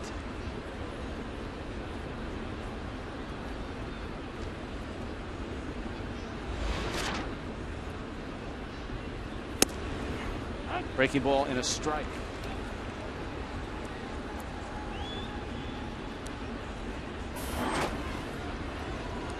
Day game tomorrow, noon start, Marlins Live. I think Craig and Niner are spending the night here at Marlins Park. And it's camp day, Tommy Hutton. So wear your shorts, bring the Swiss Army knife, anything that you need for camp. Now, I know we wear shorts usually in our Tommy Bahama shirts for the fantasy auction show. Oh, yes, we do. We got to be able to wear shorts tomorrow on camp day. Let me send a memo to L.A. and see if they get back to us on that. Let me check in with Allison as well. 4-4, 6th inning. A-Dub?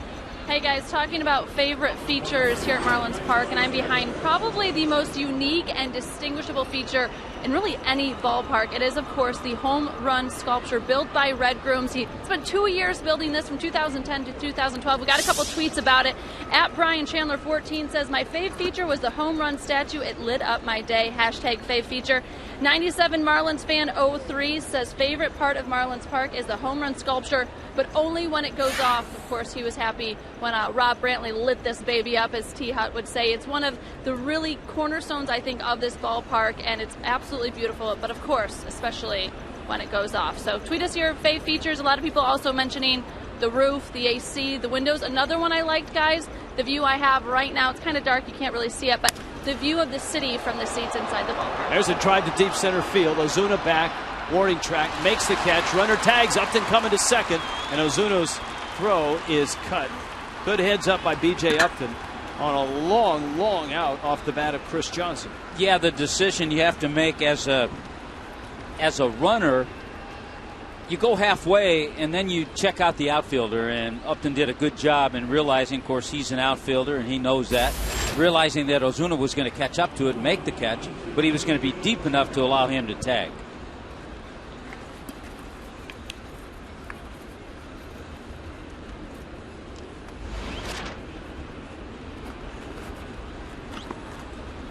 Julio Teheran with Upton at second, and Teheran swings and misses. Ron in Jacksonville, I'm so glad you guys mentioned the cricket.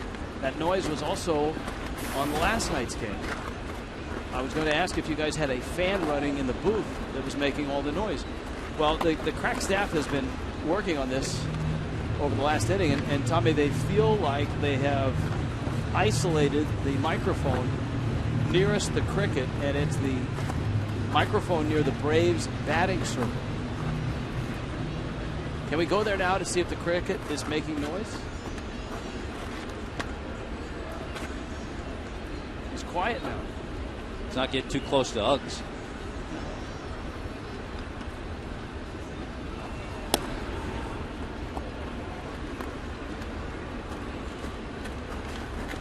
One ball, one strike. The mic is in there, and you see someone moving around in there? That might be a cricket. It's either a shadow or a cricket. Little tapper up the line. It's going to be a tough play, and Alvarez throws it away. Huge mistake. You just can't make that choice. Run scores. Everybody in the infield has to be yelling, no, no, no. He didn't have a play at first. a bad throw, run scores, Braves take the lead. I don't know if they were. They may have. And if they... Brantley's got to be yelling. Lucas, Echeverria, everybody in the infield has to be yelling no throw. You'd probably get a base hit and an E1. No RBI. And it's another mistake that the Marlins have made here. Time called, and Simmons steps out. So it's 5-4 Braves.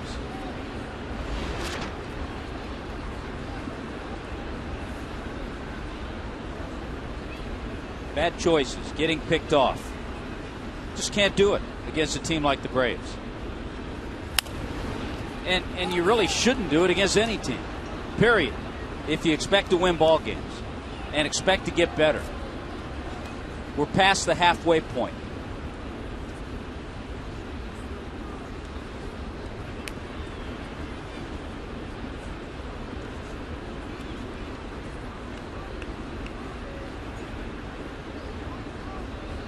Chuck Hernandez, you can see him glancing up the scoreboard. I'm sure he's looking at pitch count. There's 98 pitches.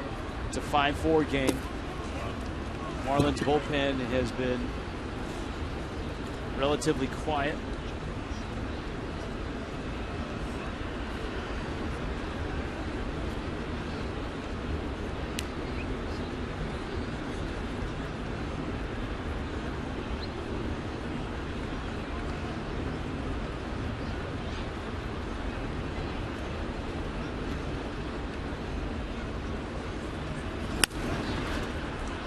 Lucas backhands across the diamond in time to get the out.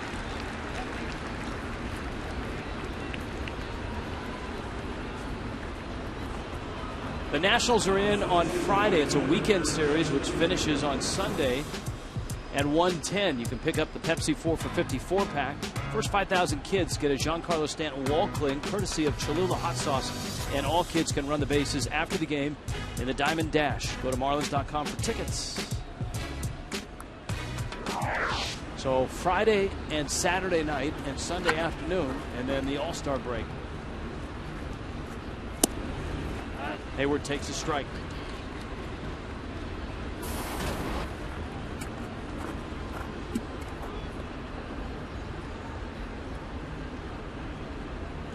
Mike in Florida wants to know, who's the smartest player on the Marlins?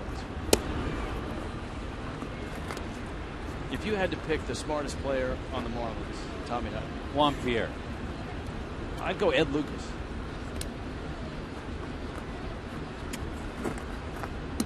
I guess we have to qualify. Yeah, we going big baseball smarts?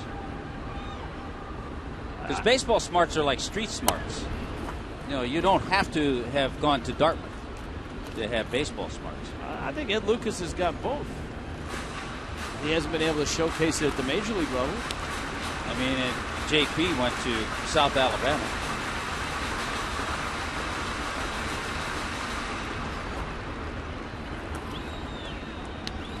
Let's just say those would be our finalists, although Ryan Webb might give them a run.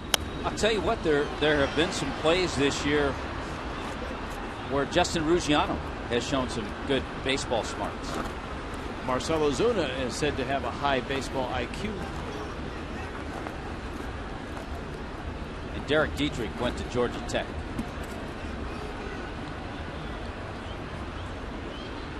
I go Lucas and Pierre. Mike, thanks for your email.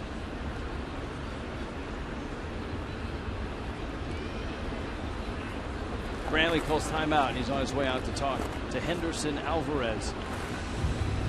Well, Alvarez certainly didn't help himself out by throwing Tehran's little tapper down the right field line. So far in the first two games of this series, second game not even complete, the Marlins have committed 4 errors. The errors will get you. Yeah, they will.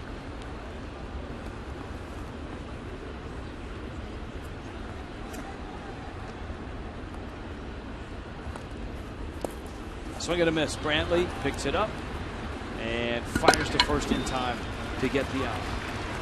Inning over, but the Braves get a run and lead it 5-4.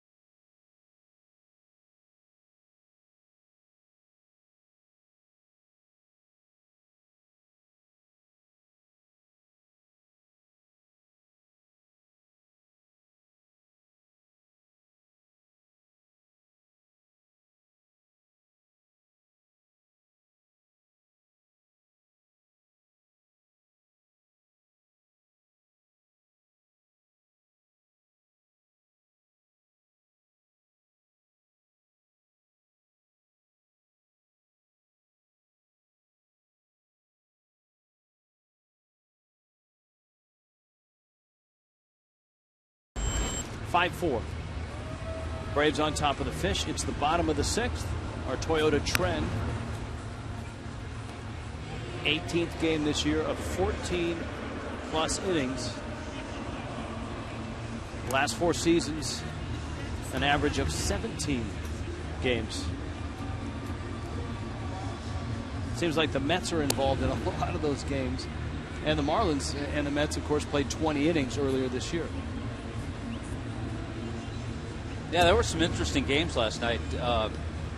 Zach Greinke, his return to Arizona, and the Dodgers beat Arizona 6-1. Greinke went 7 innings, gave up 2 hits and no runs, and had 3 hits himself.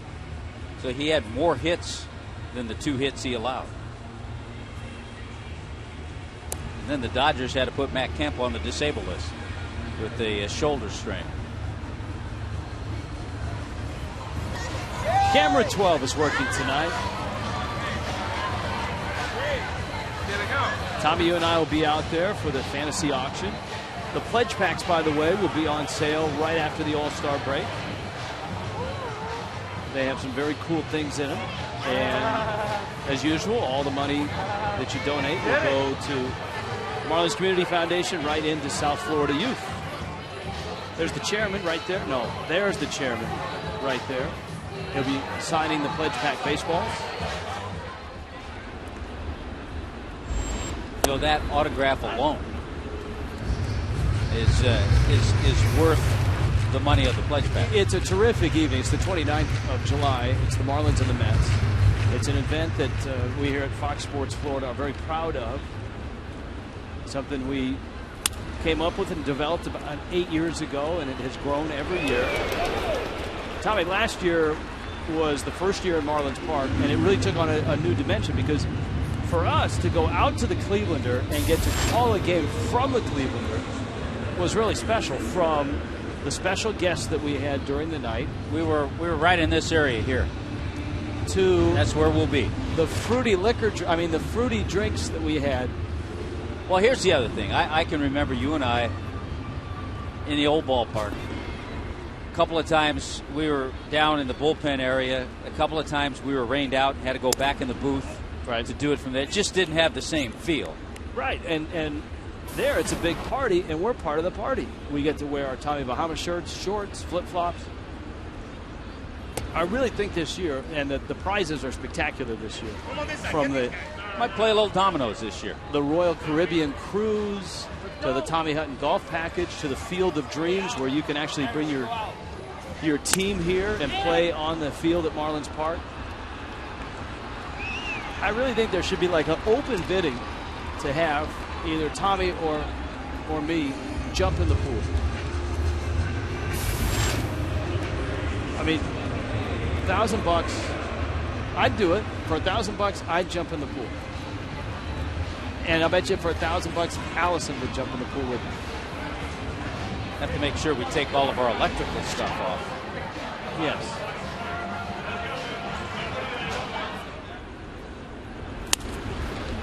That one is hit hard to left field. A base hit. Echeverria, strong turn, headed to second, and he's going to get there. Boy, another 2-hit night for Echeverria. Singled in the second. He singles here in the sixth. And here comes Brantley. He's adjusted. Remember we talked about how he's gotten a lot of hits the other way. Well, pitchers are starting to go in on him. And he shortened up, brought his hands in, adjusted to that fastball in, and hit a line drive to left field.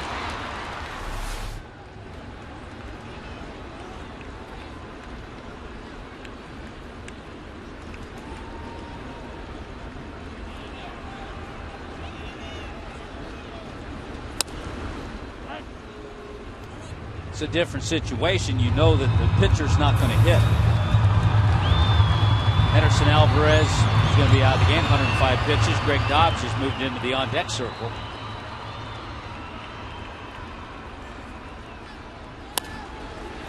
Drive to right. Hayward is there, and he makes the catch. And the Marlins leave Echeverria at second.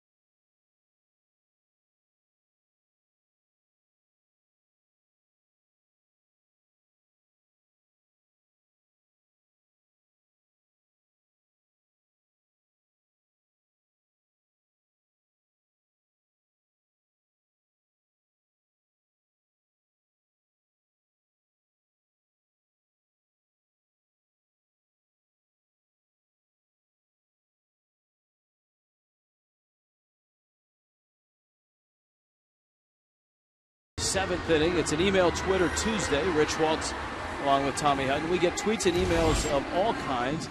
Every now and then there's a matchup in baseball where a hitter just owns a pitcher regardless of the hitter's value or the pitcher's value. And there was a tweet, I believe it was from Ron, who wanted to know who had better numbers, Mike Redmond against Tom Glavine or you against Tom Seaver. And so the crack staff went to work, and here's what they found. Let's see what they found. Here's the answer. All right, Hutt against Seaver. 320. See, I had the power numbers. Red totally blew me away with the average, 438. Couple of home runs, 7 RBIs. Here's the question. Now, very similar. I like the similarities. I didn't realize about the same amount of at-bats.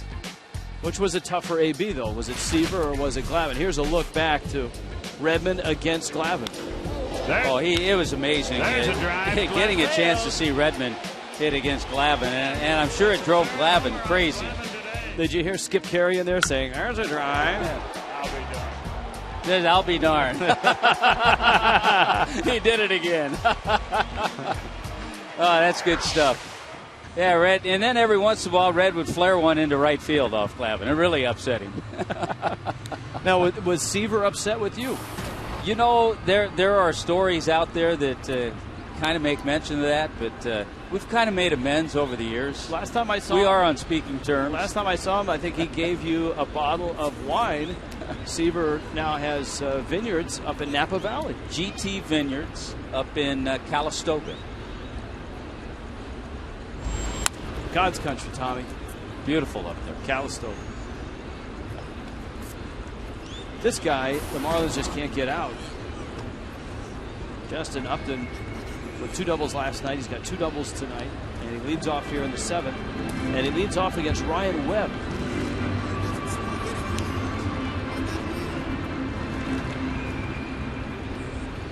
So Henderson Alvarez night is done.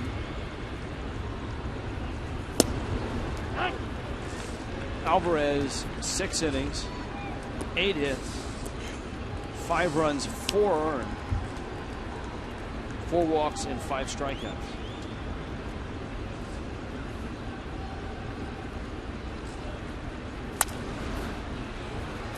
Pop up, first base side, Morrison over, and it's out of his reach. Now, are you of the mind of some fans, not tonight on email, but have in the past, proposing that a pitcher who commits an error, as Alvarez did tonight, that leads to an unearned run. It's an unearned run because it's an error. Some have proposed that if the pitcher himself makes the error, that the run should be earned because it's the pitcher's error. It's still an error. I'll tell you the rule that kind of crazy that maybe could change. It's not going to change it, but the pitcher comes in and gets a couple of outs, and then there's an error made, and the inning extends. An error that would have ended the inning. Then he proceeds to give up 2 or 3 hits and a grand slam, and all those runs are unearned. Because you presume that the inning would have ended. That's right. And he never would have faced those. Yeah, he guys. was the one who gave up the hits and the grand slam. Now, here's a wrinkle to that. Say that pitcher gets 2 outs, shortstop makes an error, he gives up 3 hits and a grand slam, and then gets taken out of the ballgame. Reliever comes in and he gives up 4 more runs. Yeah, that's tough. Those are earned runs for the reliever who comes in. Yeah. But the starter, or the guy that was pitching, is off the hook. Justin Upton, 15 doubles now. And as we mentioned, 4 have come in the last 2 nights.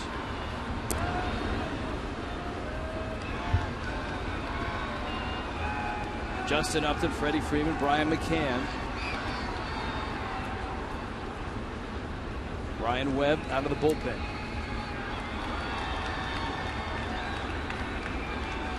Braves bullpen is quiet. We've noted a couple of times that Tehran's pitch total was much lower than Henderson Alvarez's. Well, Tehran threw over 100 pitches in 5 innings in Atlanta.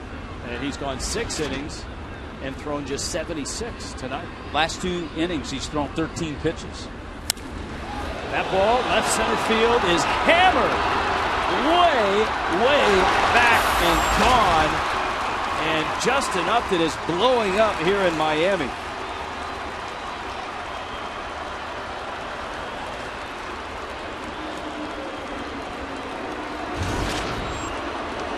Two doubles and a home run tonight. A pair of doubles and a sac fly last night. Boy, hang a slider, middle of the plate, and the guy who was just on fire in the month of April with 12 home runs, that's number 16, so he's hit just 4 since, but an absolute no-doubter from Justin Upton.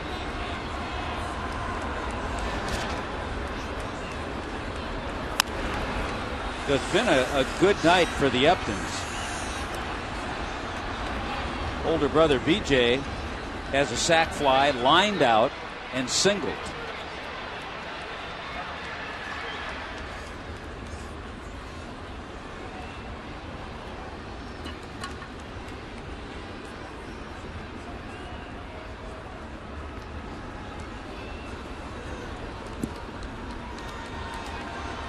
Was it Sly and the Family Stone that sang it? It's a family affair. Family affair, I believe, yeah.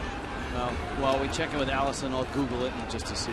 A-Dub? All right, guys, we've been talking about the Braves' push to get Freddie Freeman that final All-Star game spot, and they've really taken to Twitter to push their cause. You've got former Braves, current Braves, all tweeting to rally support, and they've also put together some signs and some T-shirts. These are the shirts. It says "Hugs for Votes," referencing Freeman's tendency to give hugs, and it has the hashtag Vote Freddie. He said, "You guys are so awesome. Thank you so much, and keep it going." Hashtag humbled. And it's not just Braves players that are supporting Freddie. There's also been tweets from Atlanta Hawks and Falcons players that have tried to drum up support. So far it's worked. He is #1 in the fan voting from here to Alaska. He has actually some family in Alaska, which is maybe why he's getting some of the love. And here's Uggs in that shirt, which was nice and snug.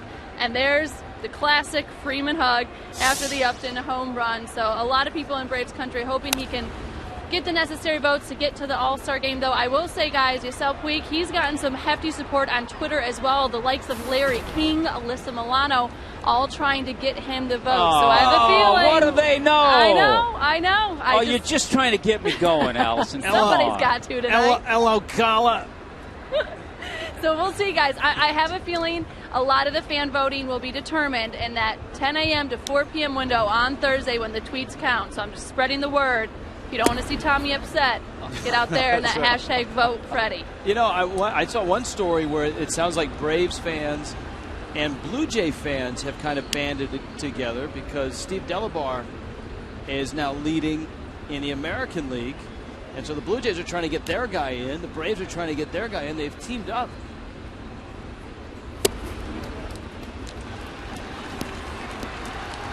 Freeman on his way to first. 6-4, Braves on top of the Fish. Duffy's Deal is from Duffy's Sports Grill. And you can catch a ride to the game for $40. Get a lower level ticket, round trip motor coach transportation from Duffy's, a $10 Duffy's gift card. The next Duffy's Deal game is coming up Saturday, July 13th against the Nationals at 7:15.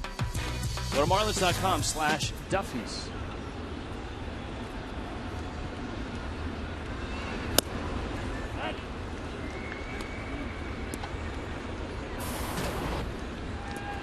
A good start for Ryan Webb here in the 7th with the home run, then the walk.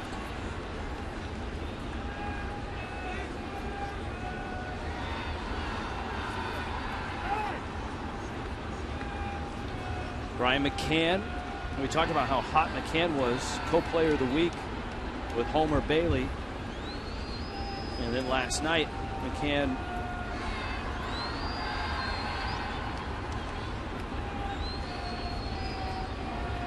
held in check. There's a strike. In fact, the guy that came in for him, Gerald Laird, had a big hit in the 14th. Laird had a 2-run single.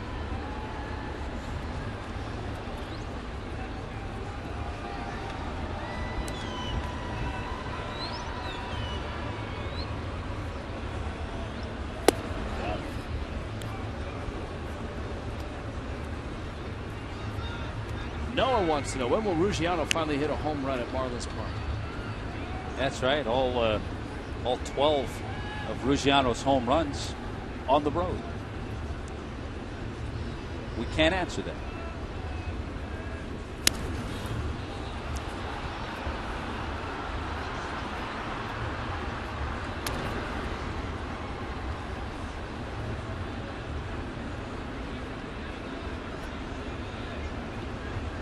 Well, you look at guys like McCann, Freeman, Hayward will give you some tough ABs.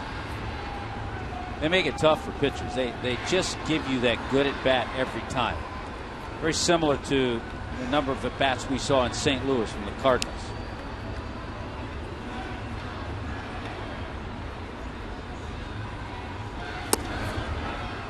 Cardinals are like an army storming the beach. It's waves and waves. They hit, I'm not sure who it was that described him. I guess it was Tino Martinez last night, that they hit as a team.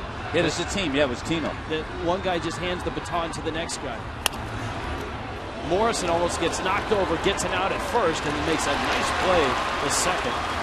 They get a 3-6 double play. Boy, that is nicely done, and that was a shot hit by McCann.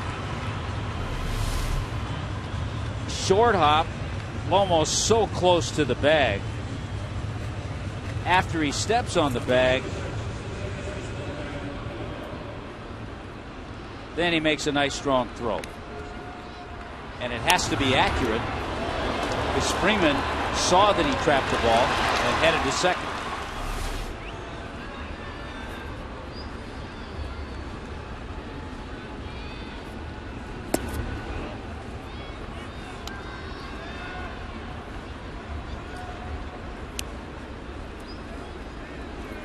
Here's Ugla now. Ugla's walked twice.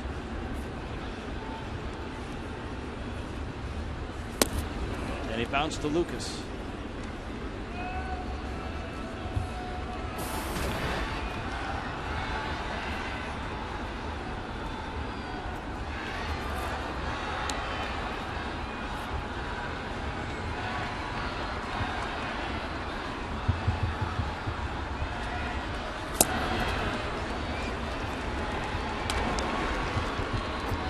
So far this year, the Marlins have handled Dan Ugla pretty well. He's so explosive, though, you never know. But coming into this game, Ugla just 4 for 30, so 4 for 31 now, and no home runs. It's a strike. And it counts 2-2.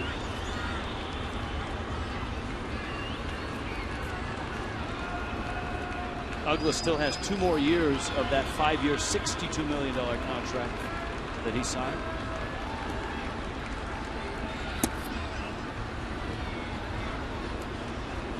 Ethan wants to know, can we see some footage of Tommy Hutton's playing days? You missed on the road. We actually had footage, and we may still have it. Yeah, but we were talking hitting. That was a once in a Tommy Hutton's career thing. Lone appearance as a pitcher in the big leagues.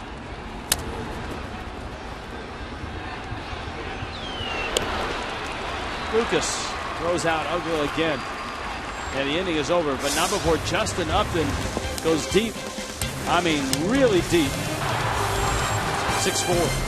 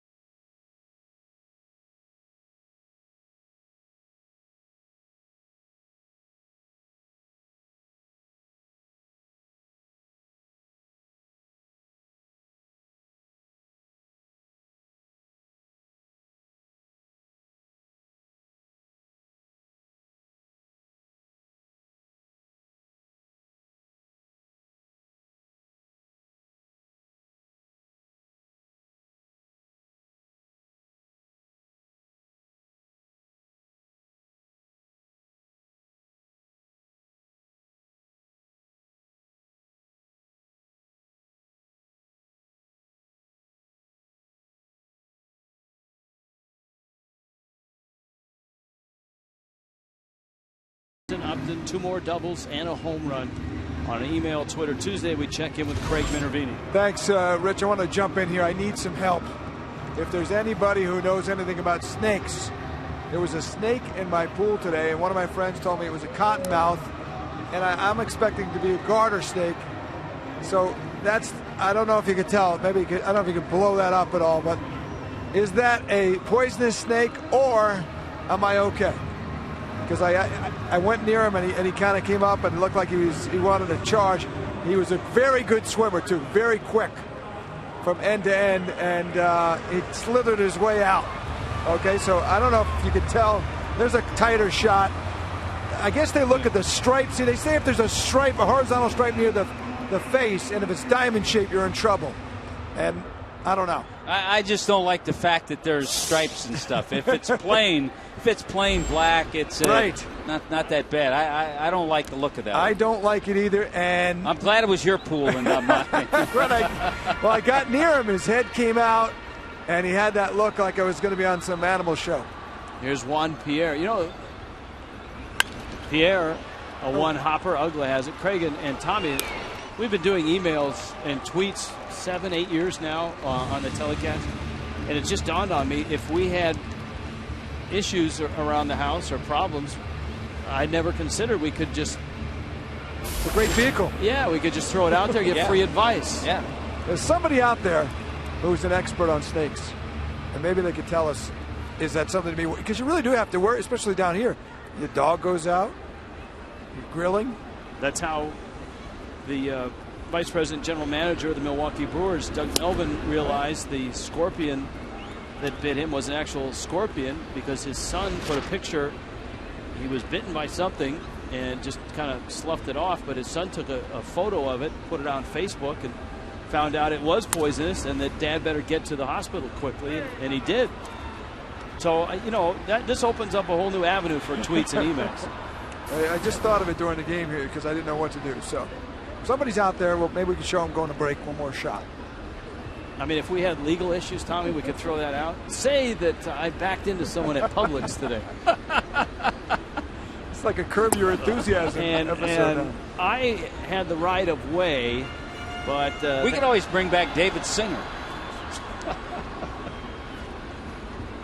Here's 1 and 2 to Justin Rusciano.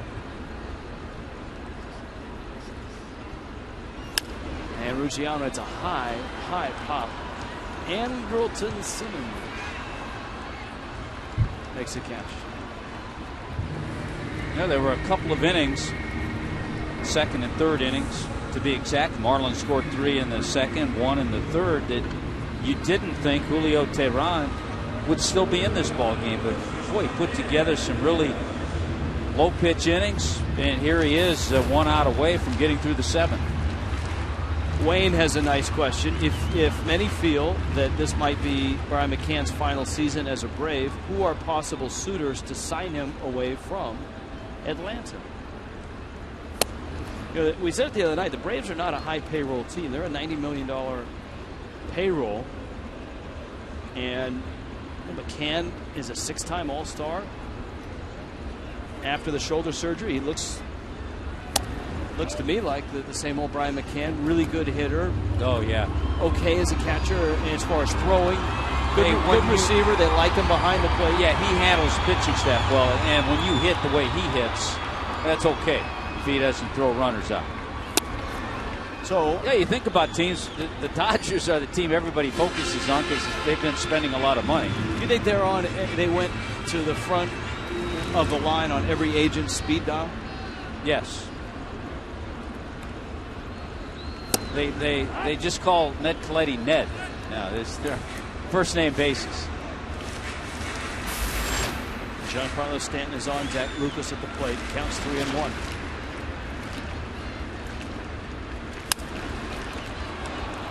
Lucas a fly ball to right. Hayward is there. Makes the catch. 11 pitch inning. Julio Teheran is cruising now with a 2-run lead.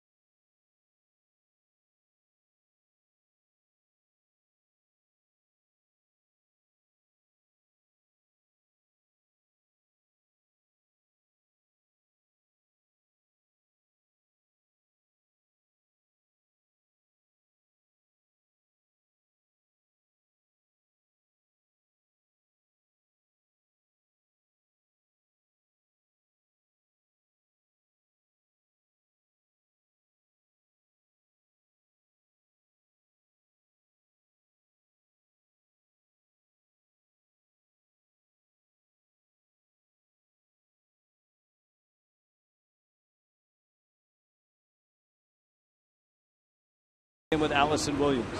All right, guys. Minervini asked everybody here on our Twitter Tuesday to weigh in about the kind of snake that was in his pool. We have some conflicting reports, though. A few people on Twitter say that it was a cottonmouth. Other people say it's not because the head isn't diamond-shaped. Cottonmouths are much darker. Another one says it is a corn snake, in parentheses, red rat snake.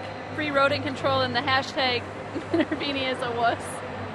But I think the best one is probably to Craig. I don't know anything about snakes, but my best advice is to just stay away. You're very concerned about that. I am, because it's a frightening look, and I do think that it does have some of the diamond features. And here's what I'm worried about: the stripe right by the face, according to my records. Craig, horizontal stripe. All right, Craig, you got one of those long poles with the I'm not going near the net on it. With the net, go in and flip it out. All you got to do is scoop it, take it out, scoop and flip, throw it in the backyard. For the record, I had a snake experience yesterday when I was back home in Michigan in my lake. Where are we? And there was a water snake that swam by, and I did not get scared and go out and tweet people. I just walked away. Well, you just. I'm sorry. All right, okay, that's concerned. it. Stop. All right, Mark Butler.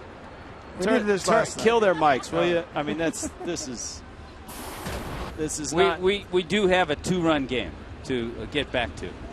I think people thought for a moment there they had turned the dial to the Discovery Channel. Thank you.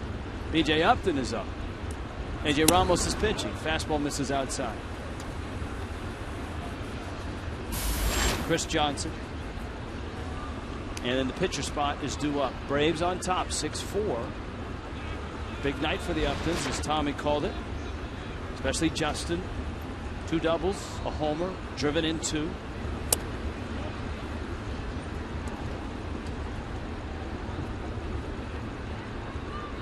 BJ a sacrifice fly, a line drive that Lucas snared, and then a single in the 6th.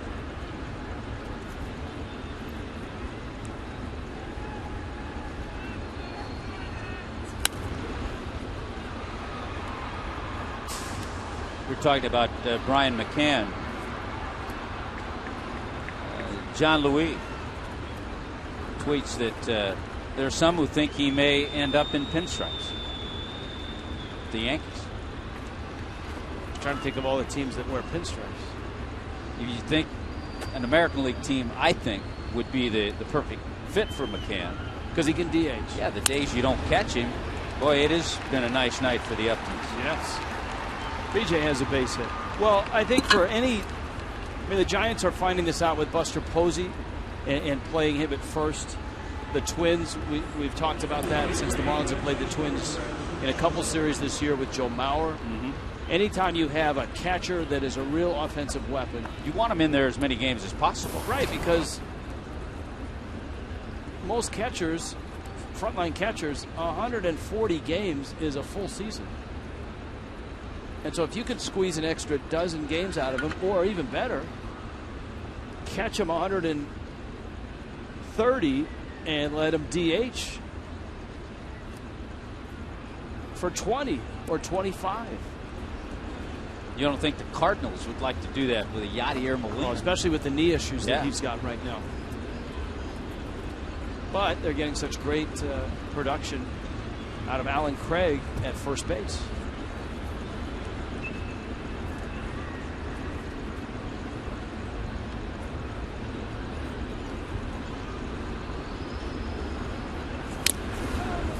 I think Chris sums it up nicely. You know, the Marlins are struggling when you guys are trying to identify snakes.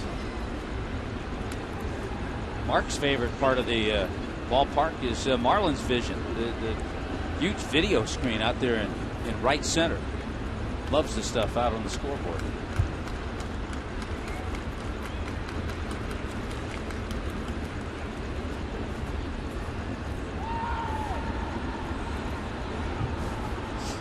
The best tweet of the night, and this is the last one about snakes, but it has a good punchline. Jack says that snake is not an Arizona Diamondback. I know that because it's definitely not Heath Bell. It's too thin. Here's the 0-1. Fastball misses in.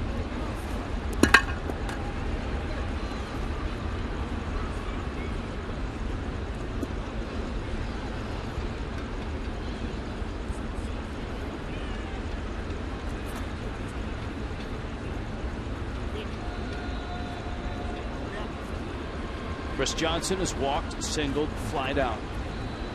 B.J. Upton away from first and leading. Ramos to the plate.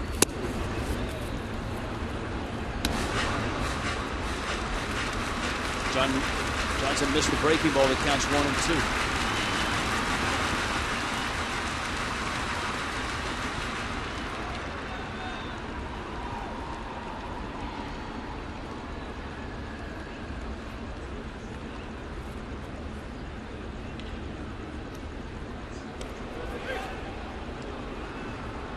Ramos has a nice quick throw over to first. He's made some good throws too. The perfect area where a first baseman can put the tag on the runner. All right, Hot Ryan from Gainesville. Our crack staff in Gainesville as well. Best brother / teammates in Major League history. Who are the best brother teammates? Liner into center. And we'll answer that after the game summary. It's 6-4 Braves in the top of the 8th. Auto Nation brings you all the highlights of tonight's game. Boy, things were looking good in the second inning when Rob Brantley hit one right off that fair screen. His first home run of the year, a 3-run shot. It was a 3-1 Marlin lead then, but boy, the Uptons, Justin Upton has just had a terrific night. RBI double in the 3rd inning. In the 7th inning, he launches one. A booming home run. He's had 2 doubles and a home run in this game. Brother BJ has a sac fly and 2 singles. And Tehran is at the plate. He's only at 87 pitches through his 7 innings. All right, best brothers who played together. Had the and it can't be one guy's, Hall of Famer. Can't be like a Tommy Aaron and a Hank Aaron. Exactly. Well, the Alou brothers, especially Felipe and Matty, had terrific careers, but they didn't always play together. Matty was won a batting title with Pittsburgh. Did the Necros ever play on the same team?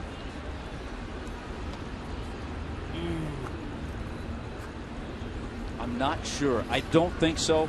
DiMaggio brothers, Dom and Joe, late in their careers? I think they did. Big Poison, Little Poison, the Wainers. At Dizzy and Paul Dean.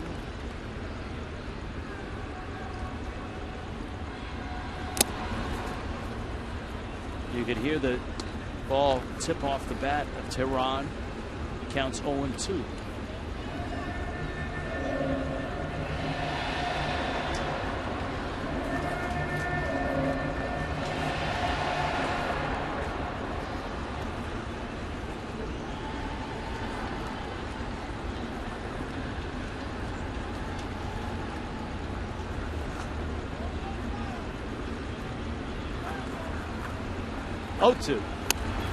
And the bunt is foul. So that's a strikeout. Tomorrow, early start, 12:40 first pitch. A look at tomorrow's pitching matchup, and it's brought to you by Chevron. Omaha lefty for the Braves. For the Marlins, Jacob Turner. That will be tomorrow. Tonight, Henderson Alvarez for Miami went 6 innings, 5 runs, 8 hits. Was not sharp. Walked 4, struck out 5.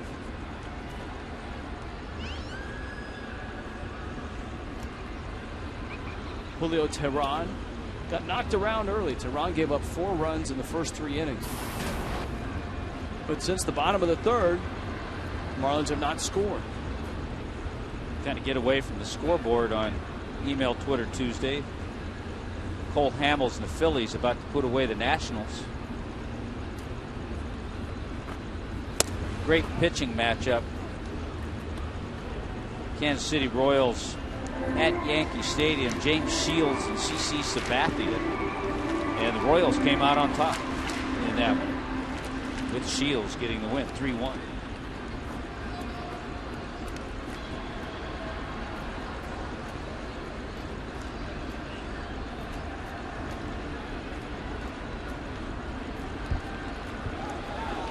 Ball in the dirt, kicks away from Morrison. And he'll run it down B.J. Upton will hold it first.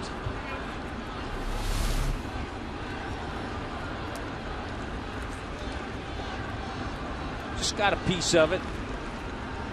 Upton good in advance.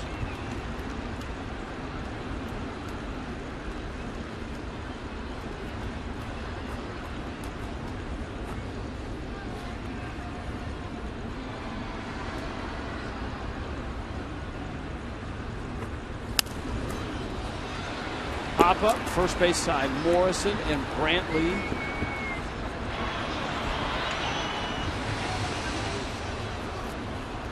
A ball and a strike.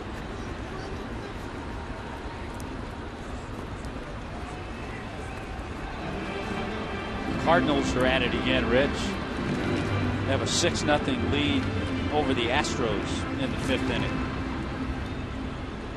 Holiday's homered. Freese has a couple of hits. Descalso a couple of hits. Carpenter 2 for 2, 3 RBIs.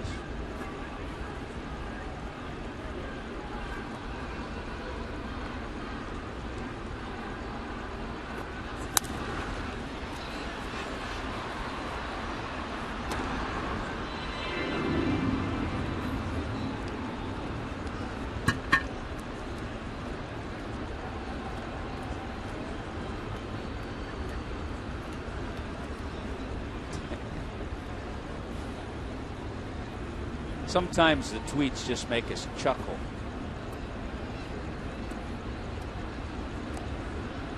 Yes.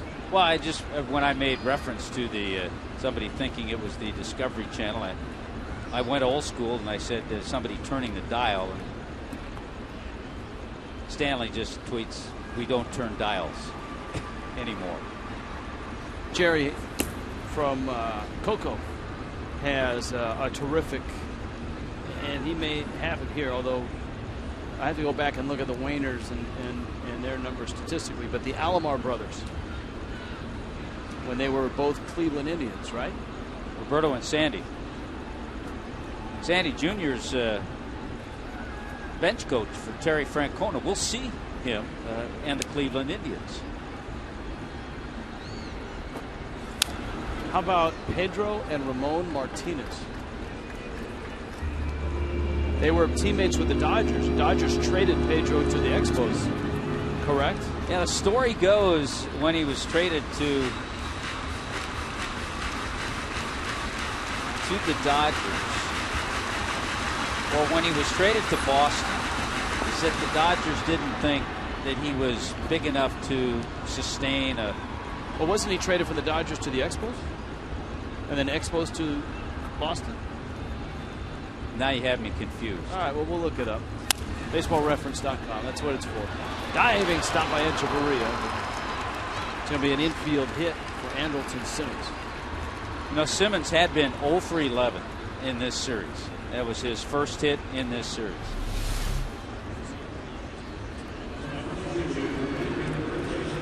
You make the great play, but you have nowhere to go with it, so an infield base hit.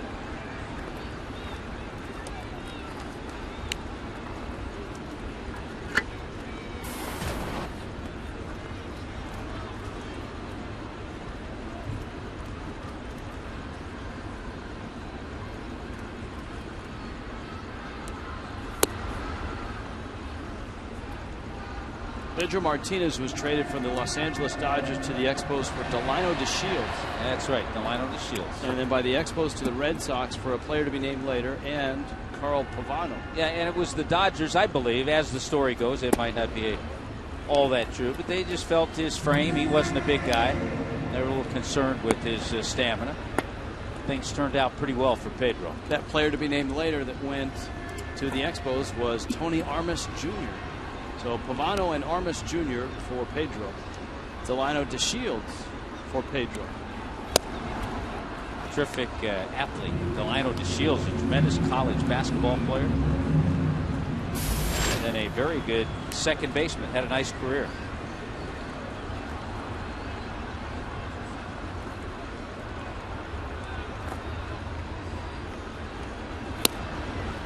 Delino DeShields' son is one of the top prospects, I think, for the Houston Astros. Let's say Houston. I don't know if he's up in the big leagues yet. I don't think so, not yet. Well, Ramos has really got himself in a jam here. Not only does he have the bases loaded, but now he has to face the hottest hitter that the Braves have in this series, and that's Justin Upton. His last 3 at-bats have been RBI double, run scored, double, run scored, solo home run. How about this year, Rich, at Marlins Park for Justin Upton? 5 games this season. 10 hits, 6 doubles, and 2 home runs.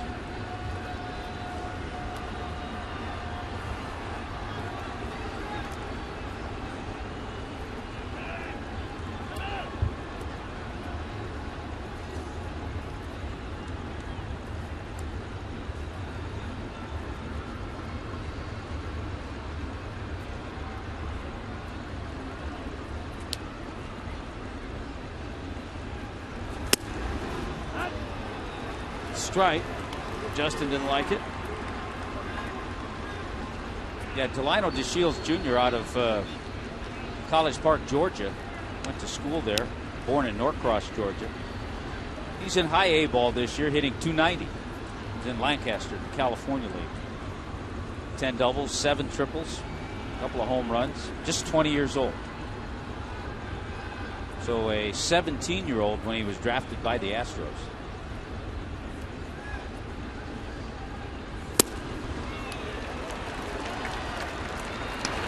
Ramos is out in front, 0-2. Checkers bringing you Fox Tracks, 2 outs, top of the 8th. That man has been enormous.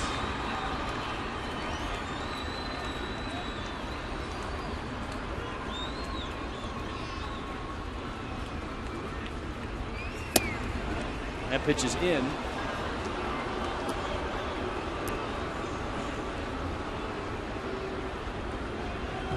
Justin had the enormous 2011 with 31 home runs. He slugged .529. Won the Silver Slugger, was 4th in the MVP race as a Diamondback.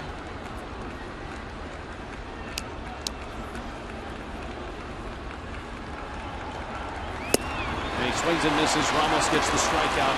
That leaves the bags loaded and keeps the Marlins within 2.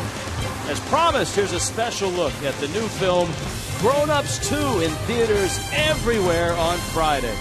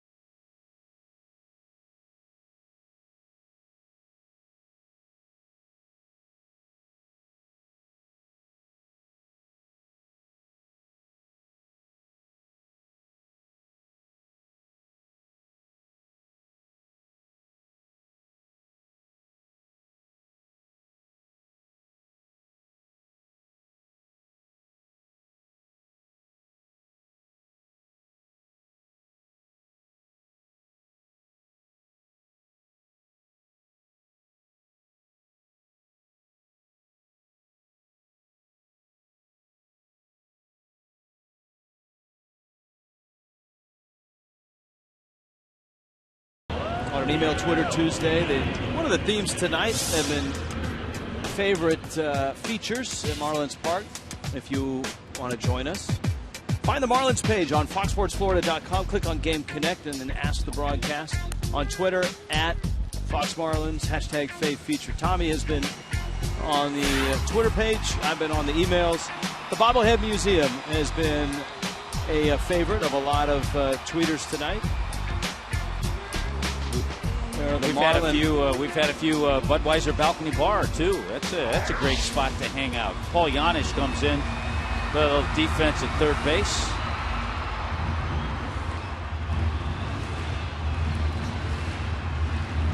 And the Marlins are, and this is I mean, look at the pitches through the first 3-4 innings, and then from that point, Julio Teheran has been economical. He misses inside to Stanton. Here was a guy that threw over 100 pitches in 5 innings in the Marlins' 4-3 win just last week in Atlanta. Stanton, Morrison, Ozuna.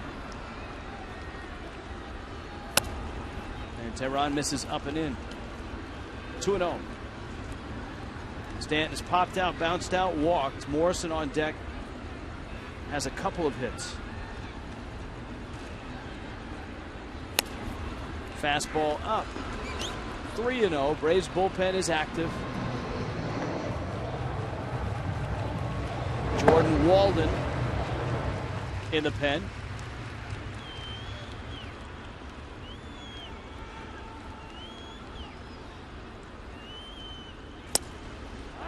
And a strike.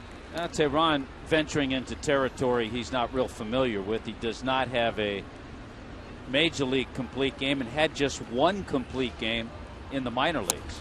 And I always point out, you never know, that could have been a 7-inning doubleheader game. The minor leagues, when they play a doubleheader, they play 7 innings. And a lot of times guys will get complete games in those.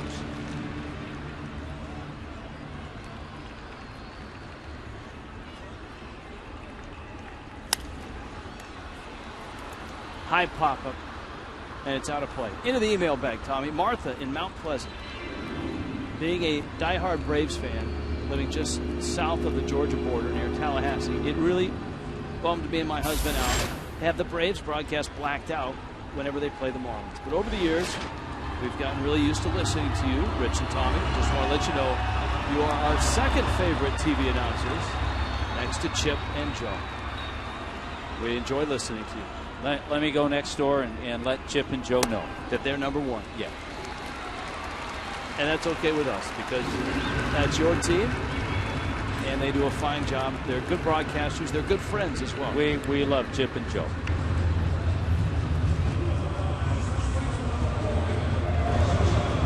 There are some broadcasters in the league that Tommy will tangle with. A few dust-ups. And Roger McDowell out to talk to Teheran. We're getting a few brother combinations too. The Torrey brothers, Frank and Joe. That's good. I like the Alomars. How about the Boone brothers? I don't know if they were together though. Aaron and Brett. I think in Cincinnati they were for a year. A little bit, yeah. But I think what we're looking for is brother combinations that were really good. Yeah, and we're together for more than just a year. Weren't the Alomars both All-Stars? Yeah, I believe so. Sure. And Ramon Martinez had a nice career. Certainly he didn't have Pedro's career, but threw a no-hitter. Ramon did.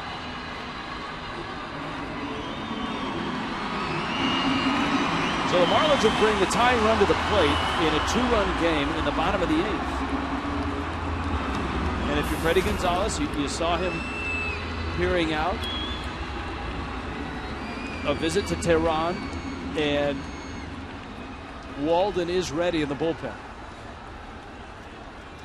Morrison 2 for 3.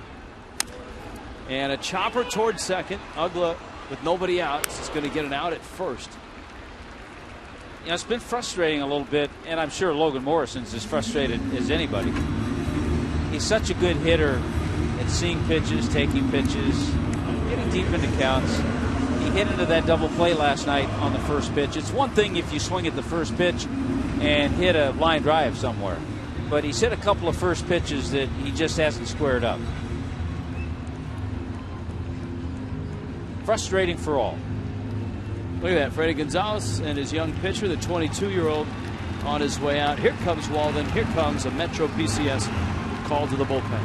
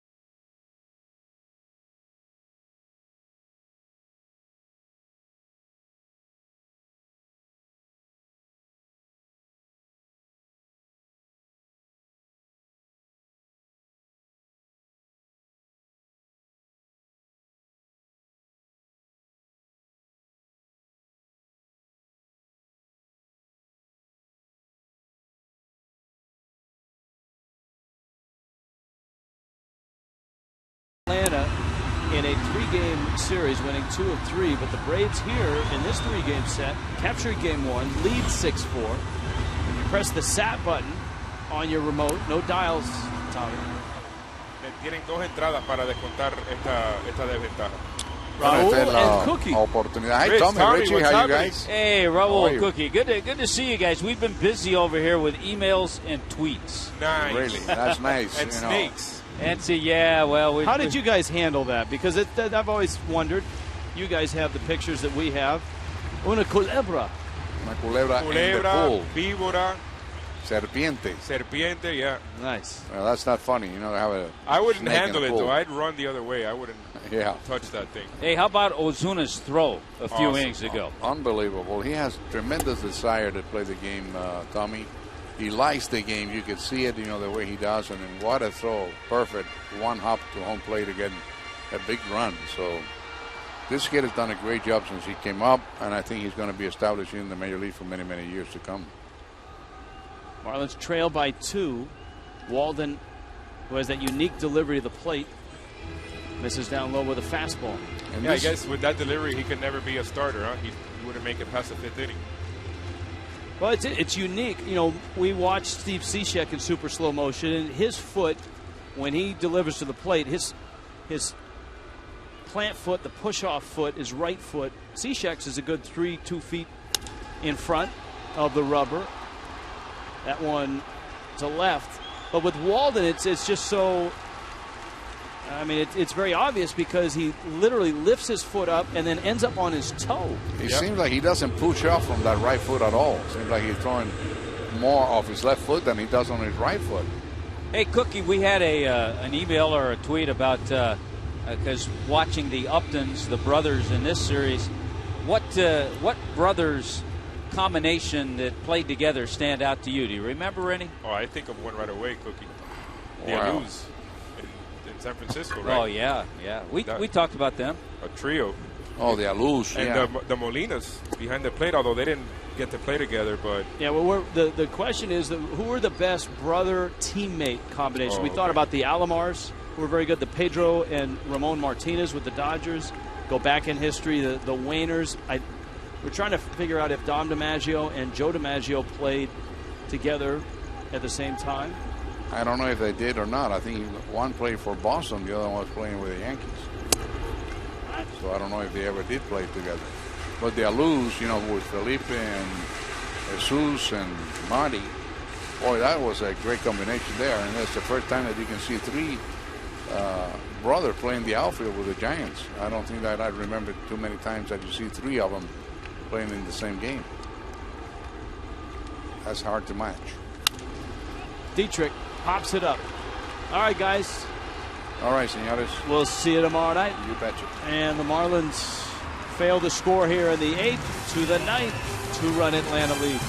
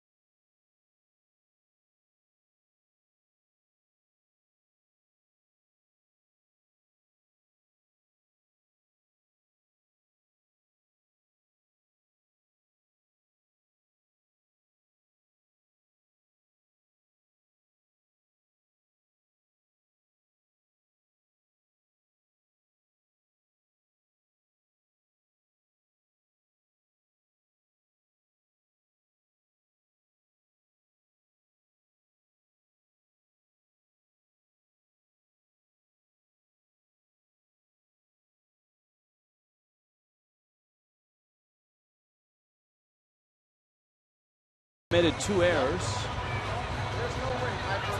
2013 Major League Baseball All-Star Game. It's the best of the best, the American League and the National League. They'll miss the action on Tuesday, July 16th, 7:30 Eastern on Fox. Jose Fernandez representing the Marlins.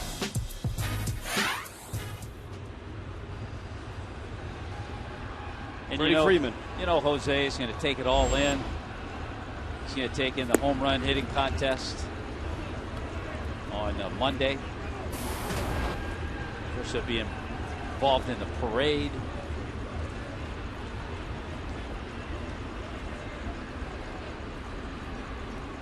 And we're hopeful that Freddie Freeman wins that final vote. Here's the unofficial, and this is all the Fox regionals.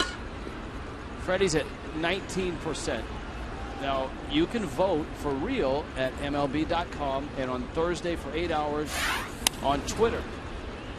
That's a foul ball.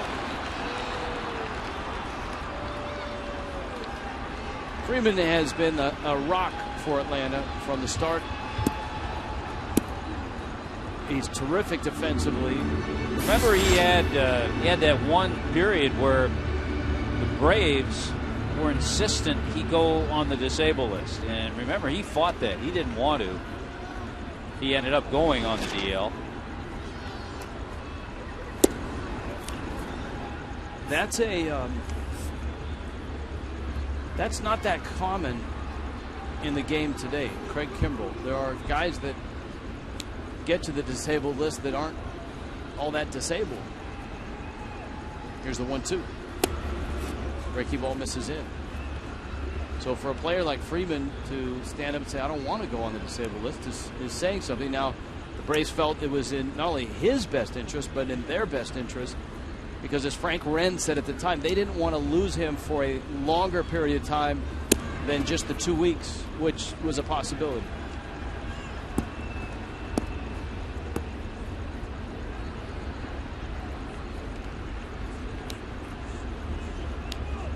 A.J. Ramos in his second inning of relief. This was a Henderson Alvarez start. 6 innings, 8 hits, 4 walks, and that hurt. 5 strikeouts, 5 runs, 4 earned. Ryan Webb gave up a run in the 7th.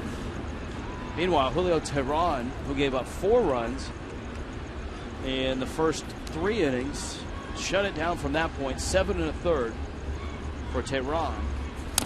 You saw Kimbrell ready to rock and roll in the bullpen.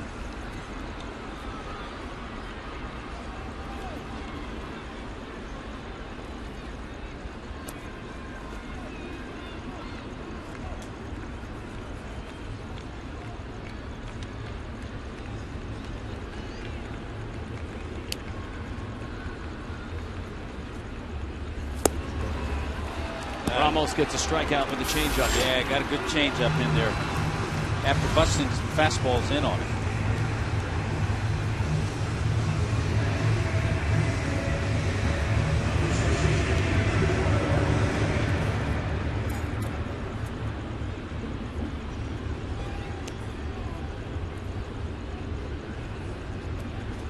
Amanda wants to know, how do teenagers get the opportunity to be a ball boy or ball girl on the left and right field line? Please answer. Well, I don't have the answer to that. My homework assignment for tomorrow is to find out if umpires keep or get a scouting report on pitchers. All right. Who do we go to for this? It's a little tough on the quick turnaround tomorrow. Orson to the bag. I got to get this one out. Debbie tweeting, a 2-year survivor of breast cancer, and her favorite at the ballpark, the bobbleheads. So congrats, Debbie, and keep it going. Braves fan Jordan, to answer your question, the Necro brothers were both in Atlanta in 73 and 74. Thank you. Should have known that.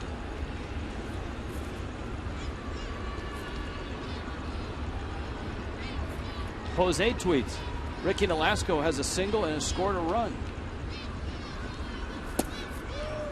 Well, Ricky pitching tonight in Arizona against the Diamondbacks.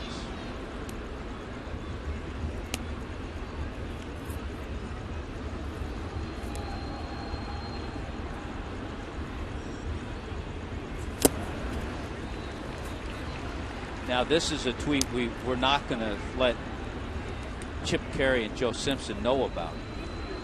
Joe tweets that he's also a Braves fan, but he chooses to watch us over the Atlanta telecast.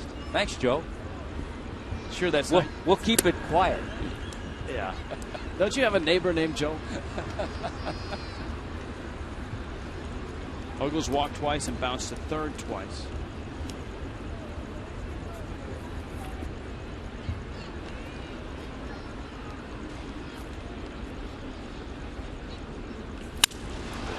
End of the bat, you can hear it break.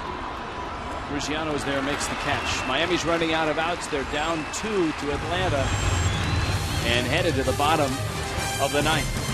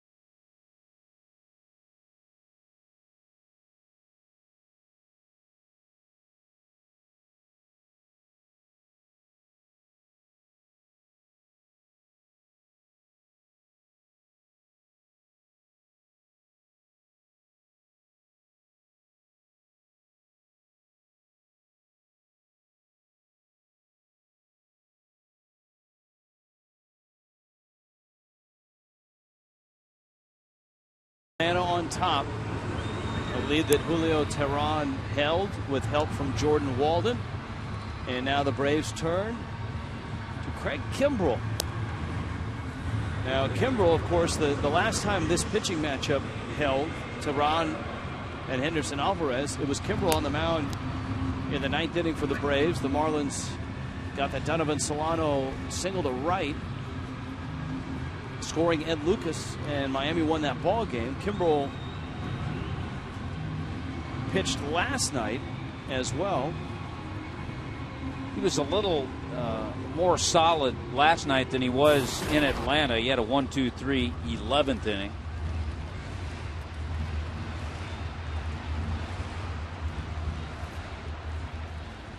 Echeverria, and then Brantley, and then in all likelihood Greg Dobbs. And Rich, the Marlins on the verge of losing 5 in a row.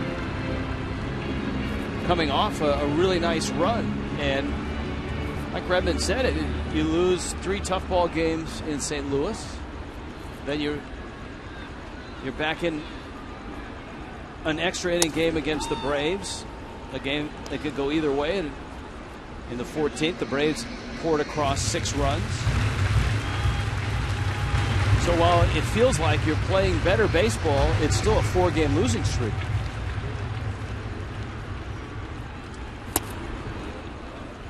Marlins had a couple of 7-game losing streaks in May.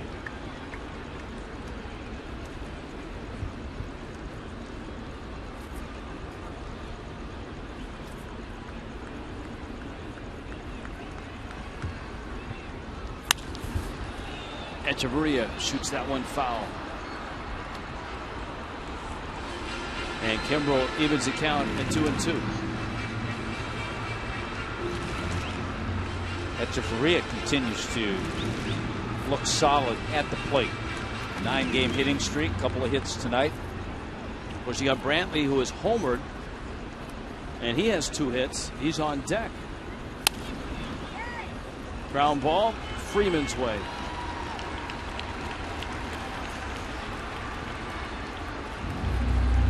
Kimbrel has an out, and here comes Brantley.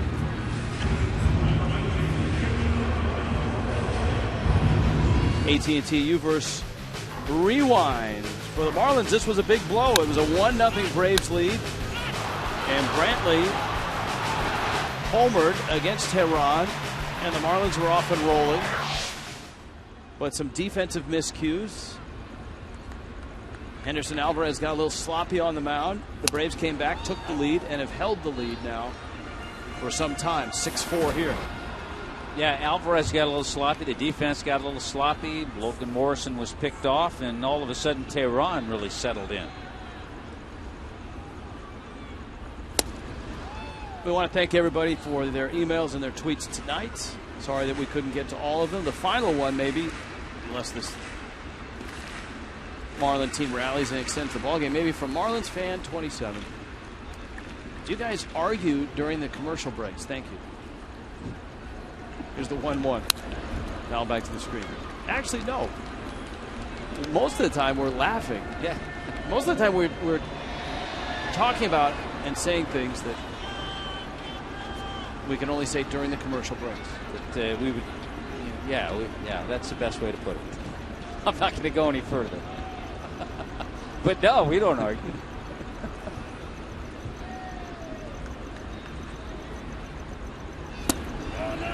You know what? I think we both respect each other's opinions. You know, I respect yours. I think you respect mine. We'll have discussions. We often have a lot more fun during the commercial breaks. We have fun during the games for sure, but during the commercial breaks sometimes we get out of control because we can. And our producer has to bring it all together, bring us back on point. John Sulzer, critically acclaimed, generally well liked, not yet award winning, but there's hope for that. Coming. That's coming. He's the guy that stirs the pot.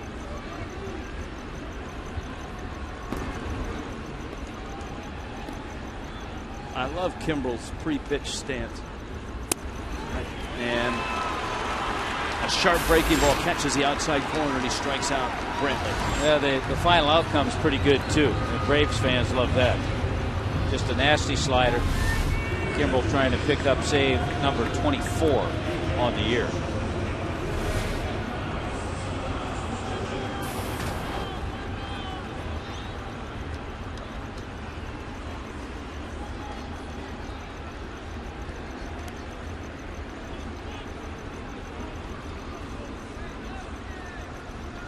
Mike Redmond's ball club staring at a 5-game losing streak.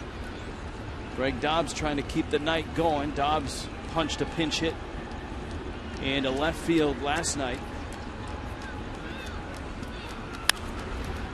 High pop, out of play. As Mike Redmond said,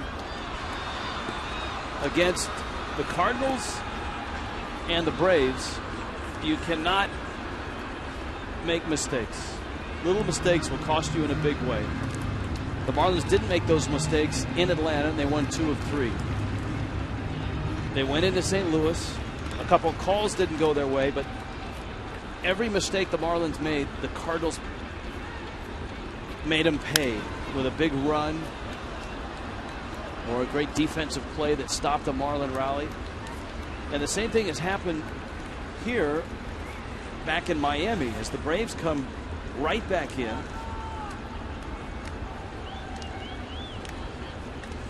A couple of walks in the 14th inning last night opened the door for the Braves to score 6 runs and win 7-1. And tonight, 2 Miami errors some base running mistakes. And the Braves lead is 2 with Kimbrel's 0-2 on the way, and he misses out.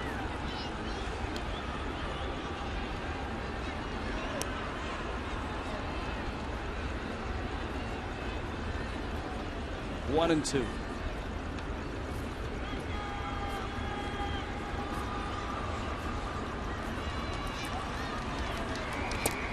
We've had many questions tonight in our emails and tweets about